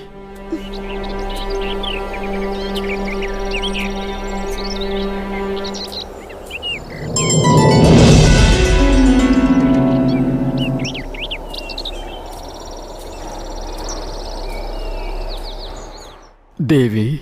स्वामी। देखो, देवी का मंदिर आ गया।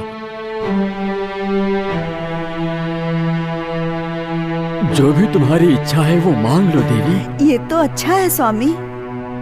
ओह स्वामी। प्राणेश्वरी, देखो जगन माता का विग्रह। प्रार्थना करो देवी।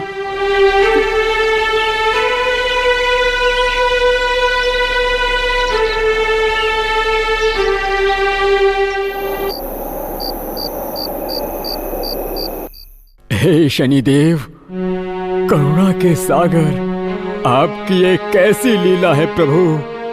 एक ही झटके में हम क्या से क्या हो गए नाथ। विधि के आगे निधि को ज्यादा महत्व देने वाले अंधे मंदाता, अभी तो सिर्फ आरंभ है। आगे आगे देखते जाओ, तुम्हें कितना कुछ सहना सीखना है। विधि और निधि का जब ज्ञान ना हो तो कभी भी एक तरफा न्याय न करना चाहिए। विनाश काले विपरीत बुद्धि। नहीं प्रभु, नहीं, मैं कभी असत्य के मार्ग पर नहीं चलता। असत्य के मार्ग पर नहीं चलता। विधि ही कर्म का निर्णय करता है। विधि ही सत्य असत्य का आधार है। सत्य को सबको स्वीकार करना ही पड़ेगा परमात्मा। अरे महामूर्ख, शनिदेव का आशीर्वाद मिला और तूने उसे ठुकरा दिया। यह धन दौलत का घमंड विधि को अपमानित कर बैठा। अब तेरे द्वारा ही पाठ पढ़ाया जाएगा। जगत विदित होगा कि विधि सर्वोच्च है और यह सत्य तुम्हारे माध्यम से ही समर्पित होगा। निधि नहीं, विधि श्रेष्ठ होती है। ये प्रमाणित करने के लिए तुम्हें ही दुख भोगना आवश्यक है। तभी तुम्हें दंड का भागी बनाया गया है, ताकि सबको पता चले विधि श्रेष्ठ है। ऐसा अनर्थ मत कीजिए प्रभु। शांत हो जाइए परमात्मा, शांत हो जाइए।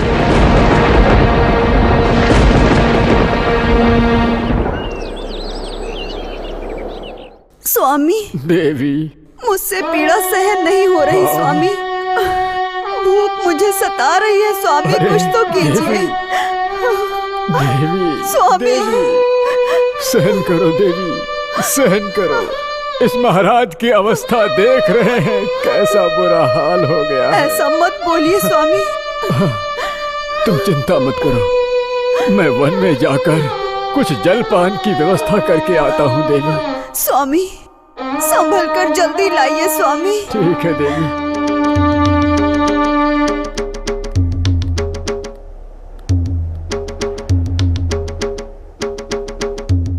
स्वामी, हे प्रभु, स्वामी, हे परमेश्वर।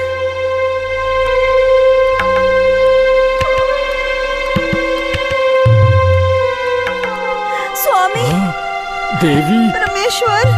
क्या हुआ देवी? स्वामी, हे देवी, क्या हुआ? मैं प्रसव पीड़ा को सहन नहीं कर पा रही हूँ। स्वामी, सब्र करो देवी। बहुत पीड़ा हो रही है, परमेश्वर, स्वामी। कोई तो रक्षा कीजिए। स्वामी। हे देवी, जगन माता, करुणा कीजिए। महादेवी, करुणा की देवी, जगन माता, करुणा की देवी, महालक्ष्मी, महादेवी, माँ, जगत की रक्षा करने वाली देवी, हे जगन्मयी माँ देवी, हे संसार का कल्याण करने वाली, दर्शन दो, दर्शन दो।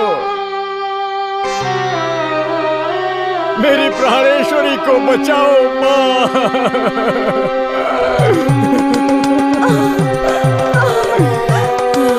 माता, जगन माता, मैं सहन नहीं कर पा रही हूँ। माता, रक्षा कीजिए माता, अब सहन नहीं हो रहा है। माता, जगन माता, देवी, मदद कीजिए माँ।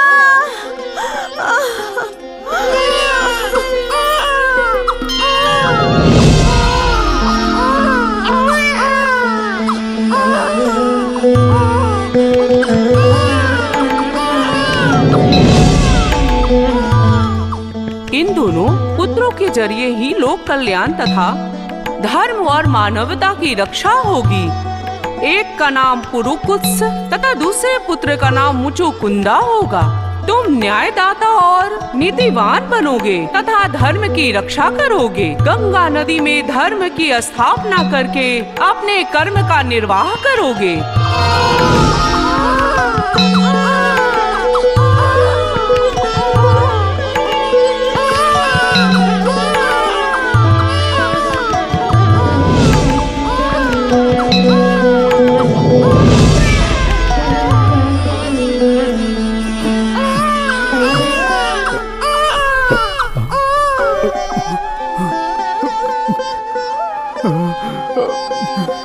माँ, जगन माते, माता लक्ष्मी, मैं धन्य हो गया। आपका आशीर्वाद मिल गया माँ।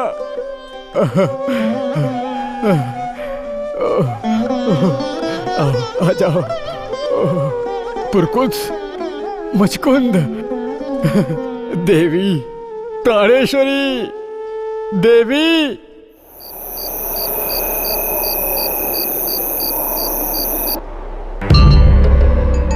अब यह विधि का खेल है और इसमें सबको भाग लेना ही पड़ेगा। सभी को इस विधि का शिकार बनना ही होगा। प्रकट भवन्तु देवाः। जैसी आपकी आज्ञा प्रभु। हरि, अब तुम त्रिदेवों के, देवेंद्र देव और दिक्पालों के, ब्रह्मांड के हर एक मनुष्य के पाठ के लिए ये खेल खेला जा रहा है।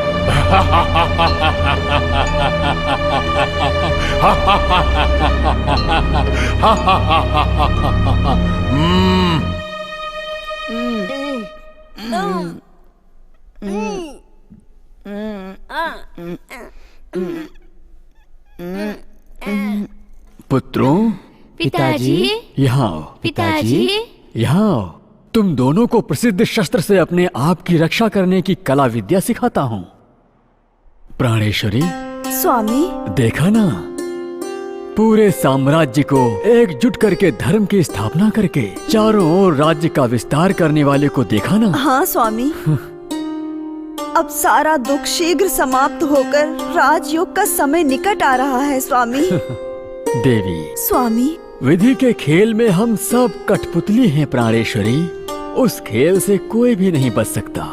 हाँ देवी, स्वामी, हमें इस देह के अंदर मोह और माया के विचार, अभिमान और असत्य के विचार कभी नहीं आने देना चाहिए। हाँ। अब से अब से हमारे पुत्र भी यही मार्ग अपनाएंगे और इन्हें इसी मार्ग पर चलना होगा। ऐसा ही होगा स्वामी। पुत्रों, इधर आओ पुत्रों। पुत्र। माँ, मैं पिताश्री की तरह शूरवीर बनूंगा। न्याय, नीति, सत्य, धर्म के प्रति कोई मुसीबत नहीं आनी चाहिए। ऐसा जीवन जीना चाहिए। माँ, मुझे विद्या कला में अधिक ज्ञान है। अगर कोई मुझे परेशान करेगा तो मैं उन्हें हराकर भगा दूंगा। बहुत हिम्मत वाले हो पुत्र। आइए आइए, जिस किसी में साहस है वो आकर इस बक्से को खोलो। इसमें जो भी है वो तुम्हारा है। सत्यवान को पहचानो। आइए आइए, जल्दी आइए। इस बक्से में जो भी गहने जेवर हैं उसमें से आधा अपना बना कर जाइए। आइए आइए, जल्दी आइए। आइए आइए, जिस किसी में भी साहस है आइए, जल्दी आइए। स्वामी, स्वामी, सुन रहे हो स्वामी? नदी के किनारे कोई लक्ष्मी पुत्र आए हैं। उनकी पेटी खोलने में मदद करें तो उससे हमें धन मिलेगा। प्राणेश्वरी, स्वामी, अब हम लोग विधि का पालन करने वाले हैं, धर्म के मार्ग में चलने वाले हैं। हमें इस तरह धन का लोभ नहीं करना है। नहीं देवी, उस तरह का लालच रखना ही गलत है। ऐसा मत बोलिए स्वामी। आप राजाओं के राजा हैं। आपको सलाह देने की क्षमता मुझ में नहीं है, किंतु हमें अपने पुत्रों को पालन पोषण के लिए उस धन से मदद मिलेगी। बिंदुमती, ओह, तुम्हारी इच्छा है देवी। तुम्हारे विरुद्ध बोलने की क्षमता को मैं खो चुका हूं। सत्य के विरोध में कदाचित मत जाना देवी। तुम्हारा खून धर्म रक्षक है। तुम जैसा चाहती हो वैसा ही करो। ठीक है स्वामी, मुझे आप आशीर्वाद दीजिए। देवताओं का आशीर्वाद सदा तुम्हारे साथ रहेगा। हे शनिदेव, काल भैरव के शिष्य, यही शुरुआत है। मेरी प्राणेश्वरी की परीक्षा की यही शुरुआत है। यही शुरुआत है। लगता है धन दौलत का मोह फिर से कोई नया तूफान लाने वाला है। रक्षा करो। सुनो भाइयों बहनों और सज्जनों, यहाँ पर कोई सत्यवान है तो आइए। इस बक्से को खोलकर इसमें जो भी है उसमें से आधा अपने साथ ले जाइए। देखा ना भाई, मैंने मना किया था कि ऐसा मत करो, लेकिन इन्होंने सुना ही नहीं। संसार ऐसे ही पथभ्रष्ट होता है। हाँ, यही तो मैं भी बोल रहा हूँ। धर्म रक्षक का क्या हुआ फिर? बताओ बताओ जल्दी। अरे वो सब छोड़ो। हाँ, तो पैसे के लिए उसने फिर क्या किया? अब आगे की कहानी बताएंगे। हाँ, धर्म रक्षक का क्या हुआ फिर? सुनो, अगर पवित्र दिल सती और शक्तिमान हो तो आओ आगे बढ़ो। इस बक्से को खोलो और इस बक्से में जो भी है उसका आधा हिस्सा आपको सम्मान दे सकता है। जाना, खोलना, देख क्या है। नहीं नहीं नहीं नहीं, मैं नहीं खोलूंगा। मुझे जरा वो पेट में गुड़गुड़ गुड़गुड़ हो रहा है ना, तो थोड़ा तुम जाओ। तुम खोलो। हाँ, जाओ खोलो। नहीं नहीं, जाओ जाओ। मैंने आज स्नान नहीं किया है ना। सुनो, आओ और इसे खोलो। खोलो इसे। नहीं नहीं, कोशिश करो। नहीं नहीं, आओ, हम चलते। आओ, रहने दीजिए। आओ। नहीं नहीं, आप बैठो बैठो। चलो चलो चलो यहाँ से। चलो मित्र। भाइयों तथा बहनों, देवियों, सज्जनों, पवित्र दिल और सती शक्तिमान कोई है तो आओ, आकर इस बक्से को खोलो और इसमें जो कुछ भी है उसमें से आधा हिस्सा अपने साथ लेकर जाओ। आओ।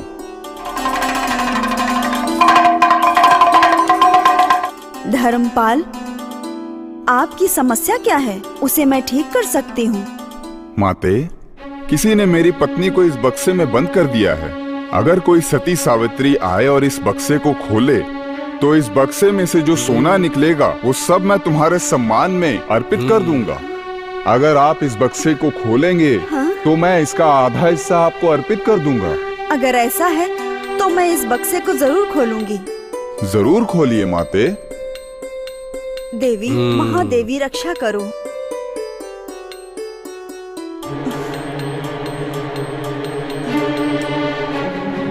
देवी रक्षा करो। हे भगवान, कोई तो बचाओ, कोई तो बचाओ। रक्षा करो देवी, रक्षा करो। भाग लो। माँ, माँ, कोई तो बचाओ। हे देवी, रक्षा करो देवी। लोभ में आकर गलत कदम उठाकर मुसीबत में फंसे अपने भक्तों को मुसीबत से बचाना मेरा कर्तव्य है। अब इस भूलोक में बिंदुमती नाम की भक्त मुसीबत में पड़ गई है।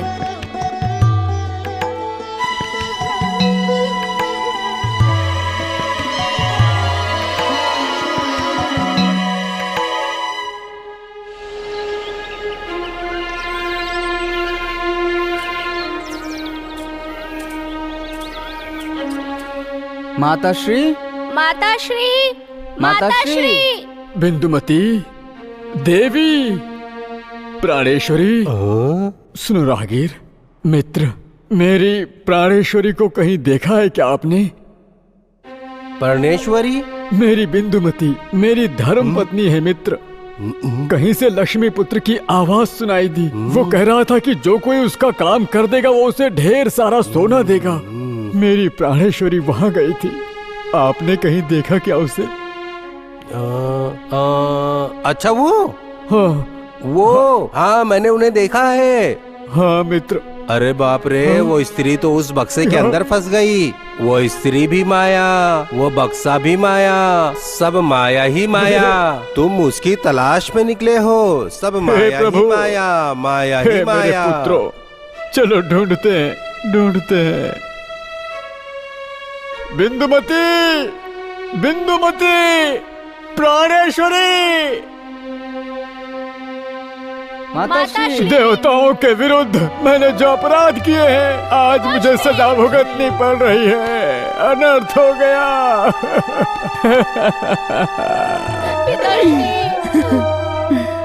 मैंने मना किया, उसके उपरांत विधि के जाल में फंस गई हो। विधि के जाल में फंस गई हो प्राणेश्वरी। अब मेरे लिए जीवित रहना मुश्किल है। अब मैं कैसे जी पाऊंगा, कैसे जी पाऊंगा मैं? तुम कहाँ चली गई प्राणेश्वरी? पुत्रों, मेरे पुत्रों, ये क्या है? ये क्या हो गया मेरे पुत्रों?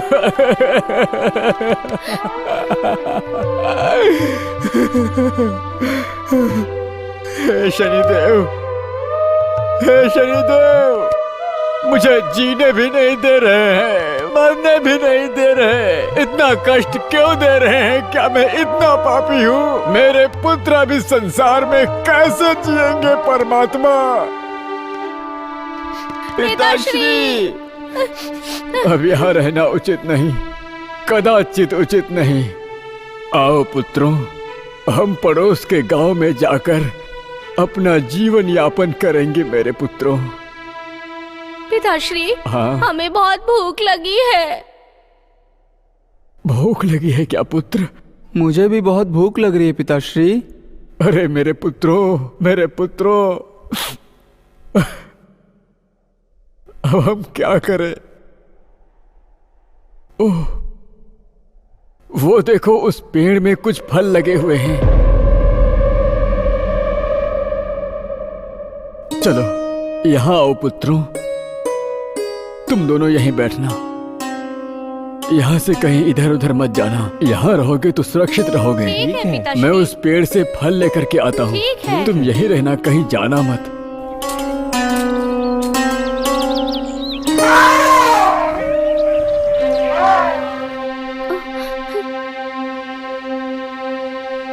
मुचुकुंदा, मुचुकुंदा।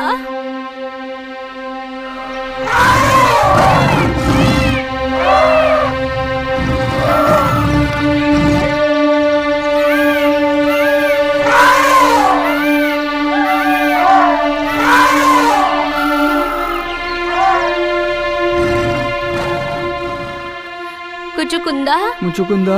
चलो चलकर हम लोग पिताश्री को ढूंढते हैं। ठीक है, चलो। पिताश्री, पिताश्री, पिताश्री।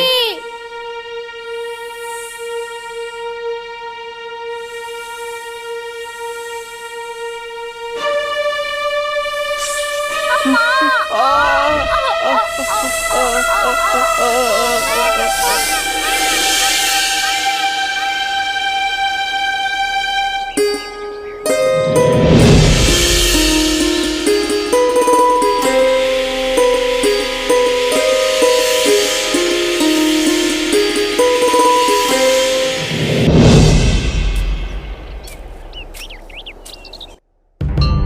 रुको मानव, अगर इस पेड़ का फल चाहिए तो मेरे प्रश्नों का उत्तर दो, तभी इस फल के तुम अधिकारी बनोगे।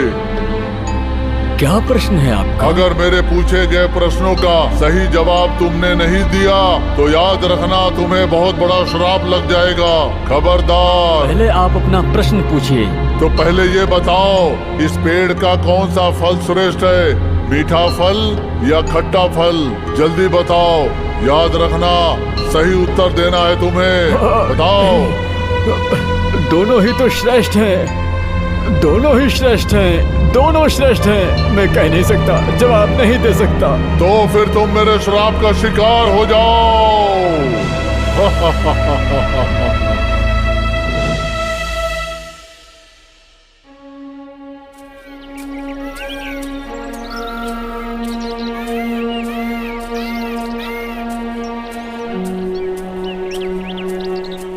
अरे ये कौन है?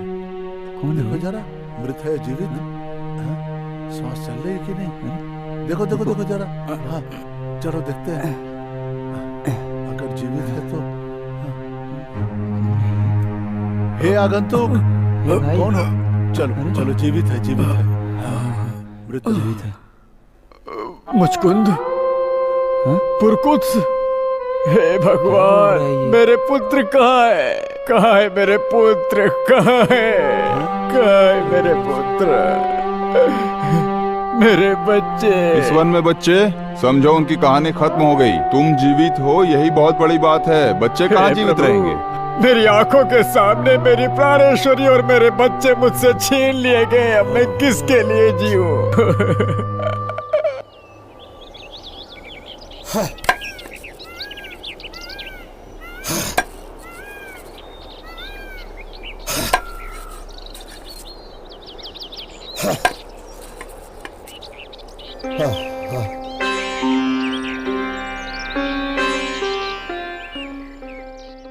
अच्छे से राज्य का परिवहन करने वाले, वंश में जन्म लेकर एक महान महाराज का स्थान पाकर सारी कला विद्या सीखने के पश्चात भूलोक पर विजय प्राप्त करने वाला मैं सम्राट मानधाता अब लाचार बेसहारा हो गया हूं। अपनी गलती के कारण अपनी प्राणेश्वरी और पुत्रों का उसका शिकार बना दिया। होने दो परमेश्वर, होने दो।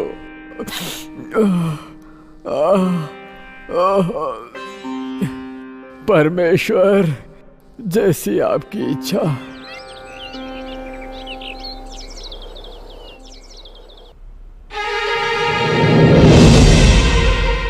मंत्री जी, परम पूजनीय महाराज मंदाता की ओर से खत आया है। लोक कल्याण के लिए साथ में हमारे धन दौलत को दान में देने की विनती किया गया है। इस कार्य को करने के लिए सिद्ध हो जाओ। प्रभु, जैसी आपकी आज्ञा। धर्म स्थान में अन्नदान तथा मंदिरों में धर्म का परिधान तथा ऋषि मुनि के आश्रम में हवन चल रहा है। आपके आशीर्वाद से महाराज। महाप्रभु की जय हो। आपकी बातों में अड़चन डालने के लिए मैं क्षमा चाहता हूँ प्रभु। पधारिए दंडनायक, आप हमारे लिए अपरिचित नहीं हैं। सुनाइए। महाप्रभु, चक्रवर्ती सम्राट मंधाता को भेजे जाने वाला जेवरात, हीरे मोती सभी को जो संभाल कर रखे थे, मोती रतन हीरा हमारे खजाने से गायब हो गया महाप्रभु। गायब हो गया है या फिर चोरी हो गया दंडनायक? खजाने की पहरेदारी करने वाले की आंखों में धूल झोंककर चोर चोरी करके चला गया महाप्रभु। गैर जिम्मेदारी कार्य करने के एवज में क्षमा किया जाना संभव है। सम्राट को भेजा जाने वाला खजाना चोरी हो चुका है। हम किस पर विश्वास करें दंडनायक? सूर्य अस्त होने से पहले हमें वो खजाना मिल जाना चाहिए। चोरों को उनके किए का दंड स्वयं हम अपने इन हाथों से देंगे। अब आप यहाँ खड़े मत होइए, जाइए यहाँ से। ये स्मरण रहे कि ये हमारे राज का प्रतिष्ठा का सवाल है। खजाने में जो चोरी हुई है वो जेवरात आज ही सूर्य अस्त होने से पहले हमें ढूंढ निकालना है। जो ढूंढ निकालेगा उसे विशेष सम्मान मिलेगा और इसे गुप्त रखा जाएगा। हे, हे, हे। दंडनायक जी, गांव परिसर, मंदिर, पहाड़, खेत, खलिहान, वन, कुटिया, महल, जहां भी हो हम छोड़ेंगे नहीं। आप बस आज्ञा दीजिए। दंडनायक जी, कोई भी आदमी, कैसी भी औरत, बच्चा, बूढ़ा, कोई नहीं बचेगा। आज्ञा दीजिए, ढूंढ कर लाते हैं। चलो जाओ। जैसी आपकी आज्ञा। जैसी आपकी आज्ञा। चलो चलो चलो। हटो हटो हटो, हटो हटो। अरे अरे बाप रे, ये क्या है? कोई दिख नहीं रहा है। मित्र, क्या हो रहा है? पूरे गांव में छानबीन करने के बाद भी कुछ नहीं। हाँ, ये मुझसे नहीं होगा मित्र। मुझसे भी नहीं होगा। हाँ।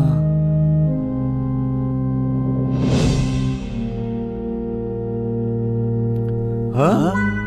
हाँ। कहीं कुछ नहीं। हाँ? हाँ?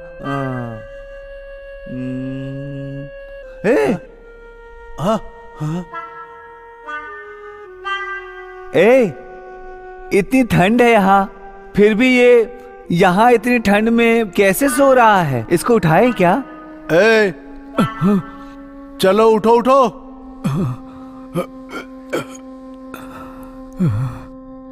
तुम सो रहे हो? यहाँ किसी को पोटली ले आते हुए देखा है क्या? मित्र, मैं लकड़ी बेचकर जीवन यापन करता हूँ। थकान की वजह से सो गया था। जब से यहाँ हूँ किसी को इस ओर आते जाते नहीं देखा मैंने। ओह, कोई भी नहीं आया है क्या? अरे इसमें कुछ खाने के लिए है क्या? देखो।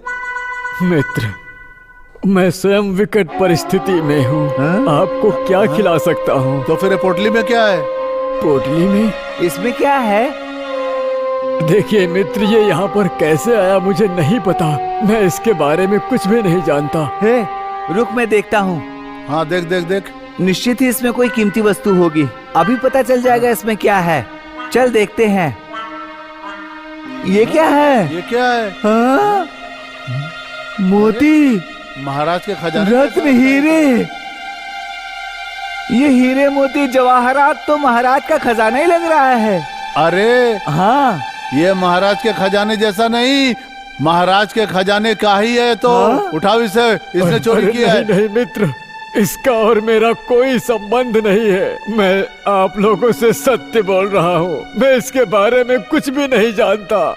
सुनो, हमने पूरा गांव छान मार लिया और तुम यहाँ आकर बैठे हो, हमसे झूठ बोलते हो। तुमने ही चोरी किया है ना? अरे मैं इसके बारे में बिल्कुल भी नहीं जानता हूँ। सच में। तुमने देखा मित्र, क्या युग चल रहा है ये?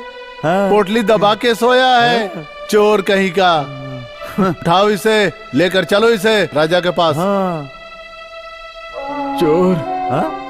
चोर? अरे ये क्या हुआ? चोर। चोर, परमेश्वर। राज्य का परिवहन करके धर्म को स्थापित करना ही मेरा धर्म है।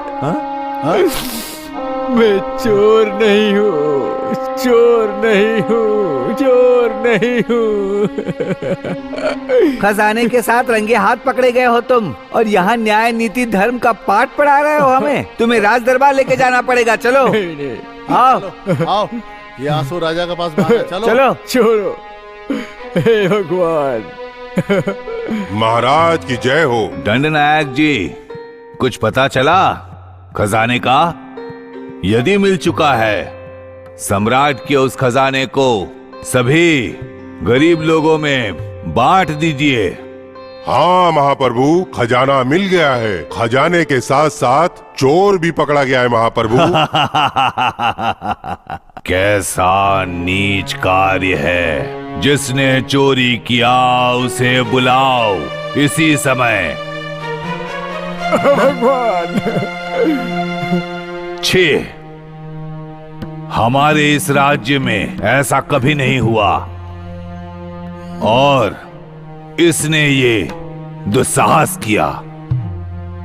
तुम जैसे लोग अगर इस राज्य में है तो इस राज्य में धर्म का स्थान कहां होगा। तुमने बहुत बड़ा पाप किया है। तुम्हारे इस दुस्साहस के कारण हमारे राज्य में पाप बढ़ चुका है। परमेश्वर, हे लीला नायक, ये कैसी परिस्थिति है। मैंने जो चोरी नहीं की है उसका अपराध मेरे सर डाल दिए हो। नहीं नहीं, मैं चोर नहीं हूँ, चोरी मैंने नहीं की है, मुझे फंसाया गया है। दंड नायक जी, इसकी इस हालत पर दया नहीं बल्कि इसे कठिन से कठिन दंड दिया जाए। इस अपराधी के एक हाथ और एक पैर काट दिया जाए, यही मेरा निर्णय है। इस अपराध का यही दंड उचित है, काट दिया जाए, यही मेरा निर्णय है। तुम्हारा सर्वनाश हो और यही दंड उचित है तुम्हारे लिए। जैसी आपकी आज्ञा महाप्रभु। हे परमेश्वर, सृष्टि नायक, ये कैसी लीला है। प्रभु। अरे मित्र, इस इंसान को देखकर मुझे नेक इंसान लग रहा है। इसके हाथ पैर कैसे काटूं मैं? ये मेरे पिताश्री के उम्र के लग रहे हैं, कैसे काटो इसे? अरे इसे देखकर अपने मरे हुए पिताश्री को याद करके छोड़ोगे तो महाराज से हमें कौन बचाएगा? तो हमें क्या करना होगा? ऐसा करो, मैं हाथ काटता हूँ, तुम इसके पैर काट दो। ठीक है। सुनो, जरा भगवान को तुम याद कर लो, हमें अपना काम भी करना है। प्रभु, प्रभु, कहाँ है वो भगवान? उन भगवान के होते हुए मुझे इस तरह के दिन क्यों देखने पड़ रहे हैं? इन्हीं हाथों से मैंने कितने लोगों को, न जाने कितने लोगों को दान दिया है। इन्हीं हाथों से अब इन्हें ही कटने की नौबत आ गई है। परमेश्वर, ऐसी मुसीबत किसी को मत आए, ऐसी मुसीबत किसी को ना आए, किसी को ना आए, किसी को ना आए।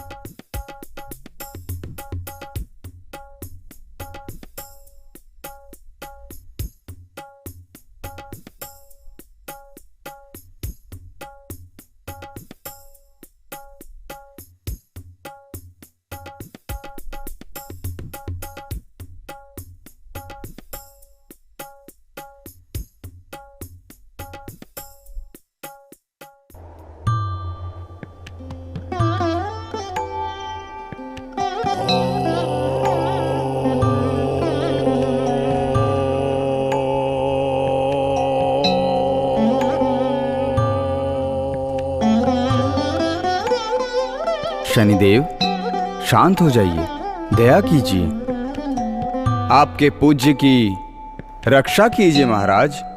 कालदेव, भूलोक में जीने वाले मनुष्यों की तकलीफ देखी नहीं जा रही है। उन्हें धर्म के रास्ते पर लाने के लिए मैं अब तक इस तरह से मौन बैठी रही। सत्य की परीक्षा लेना मेरा धर्म है। जो सत्य की राह पर चलता है उसे पीड़ा सहनी पड़ती है। सत्य और असत्य इन दोनों की परीक्षा मनुष्यों को देनी होती है। मंधाता एक निष्कलंक आत्मा है। भूलोक में लोक कल्याण के लिए प्रेरणा स्रोत है। अब बस करो, बहुत हुई ये प्रताड़ना। सारे संसार के अधिपति आप ही उनके दुखों को दूर कर सकते हो। नारायण नारायण, आप कितनी ममता दिखा रही हैं देवी। देवी महालक्ष्मी, विधि के विधान में सत्य की परीक्षा लेना ही मेरा परम कर्तव्य है। सत्य के आधार पर किए गए कार्य फल देना मेरा अधिकार है देवी। धन संपत्ति प्राप्त करके दुष्ट मार्ग पर चलने वालों को सही मार्ग दिखाना मेरा कार्य है। सत्य की राह पे चलना, धर्म का पालन करना मंधाता के सिवा किसके लिए संभव है। हे महादेवी महालक्ष्मी, आपके कारण ही सही मैंने तो बस थोड़ी सी परीक्षा ही ली है। नारायण नारायण, बहुत खुशी हो रही है। जब आपकी कृपा दृष्टि उस पर पड़ गई है तो अब सब कुछ कुशल मंगल ही होगा। नारायण नारायण। उठ जाओ मंधाता।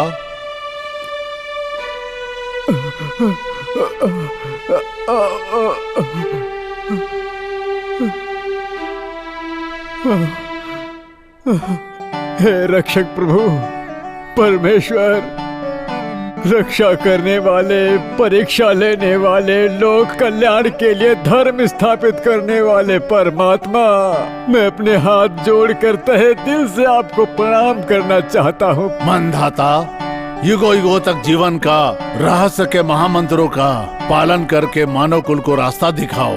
भक्ति मार्ग को अपनाकर धर्म के साथ साथ अपनी आत्मा को भी पवित्र करके तुम मंधाता जन जन के लिए मुक्ति का मार्ग निकाला है। अयोध्या नरेश, तुम्हारा सत्य, धर्म और जीवित रहना देखकर मेरे हृदय में अपार प्रसन्नता हो रही है। तुम मुझसे कुछ वरदान मांग सकते हो। क्या वरदान मांगू मैं परमात्मा, क्या वरदान मांगू मैं। मेरी अर्धांगिनी, मेरी प्राणेश्वरी बिंदुमती मेरी आंखों के सामने माया हो गई। मेरे पुत्र अनाथ हो गए, कहाँ है पता नहीं। मस्तक पर चोरी का लांछन लग गया।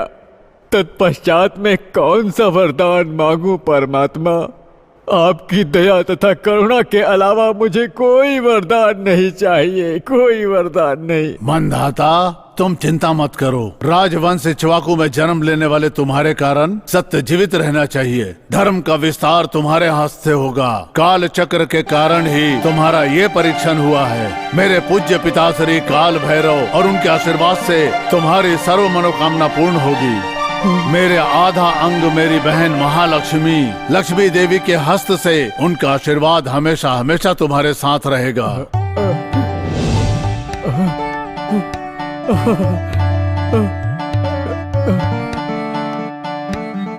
धन्य हो गया मैं शनिदेव, धन्य हो गया मैं। आपकी महान कृपा है।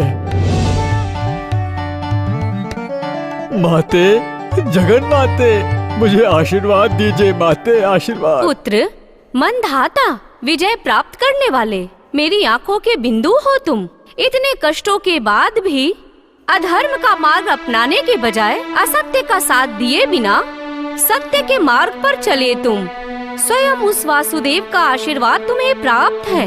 तुम्हारे माथे पर लगा कलंक दूर हो जाएगा। धन्य हो गया मैं माते, धन्य हो गया। जगन माते, मेरी प्राणेश्वरी, मेरी अर्धांगिनी,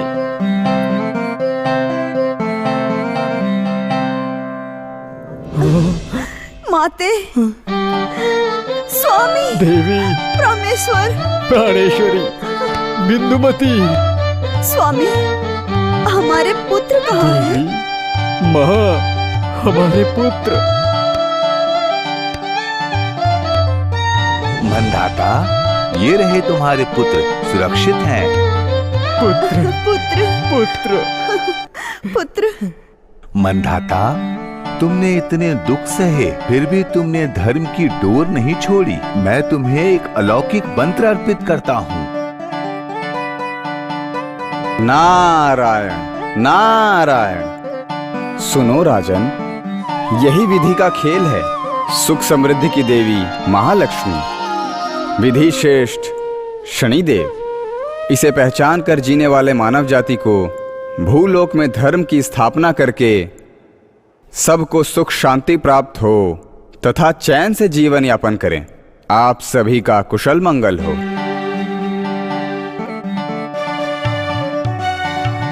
धर्म रक्षक पांडु पुत्र ऐसा सम्राट होने के पश्चात चक्रवर्ती सम्राट परम भक्त, भगवान के परम भक्त होते हुए भी समस्त कष्टों को भोगना पड़ा था मंधाता को। अतः आप लोग भी ईश्वर के चरण को स्मरण करके अपने कर्तव्य का पालन करो। इस पथ पे तुम्हें बहुत सारे कष्ट प्राप्त होंगे, भयभीत न होना। कुछ भी हो जाए, कोई भी विपत्ति आए, सत्य के मार्ग पर, धर्म के मार्ग पर सदैव तुम लोग अग्रसित होते रहना। मेरा आशीर्वाद तुम्हारे साथ है। आप सभी का मंगल हो पुत्र।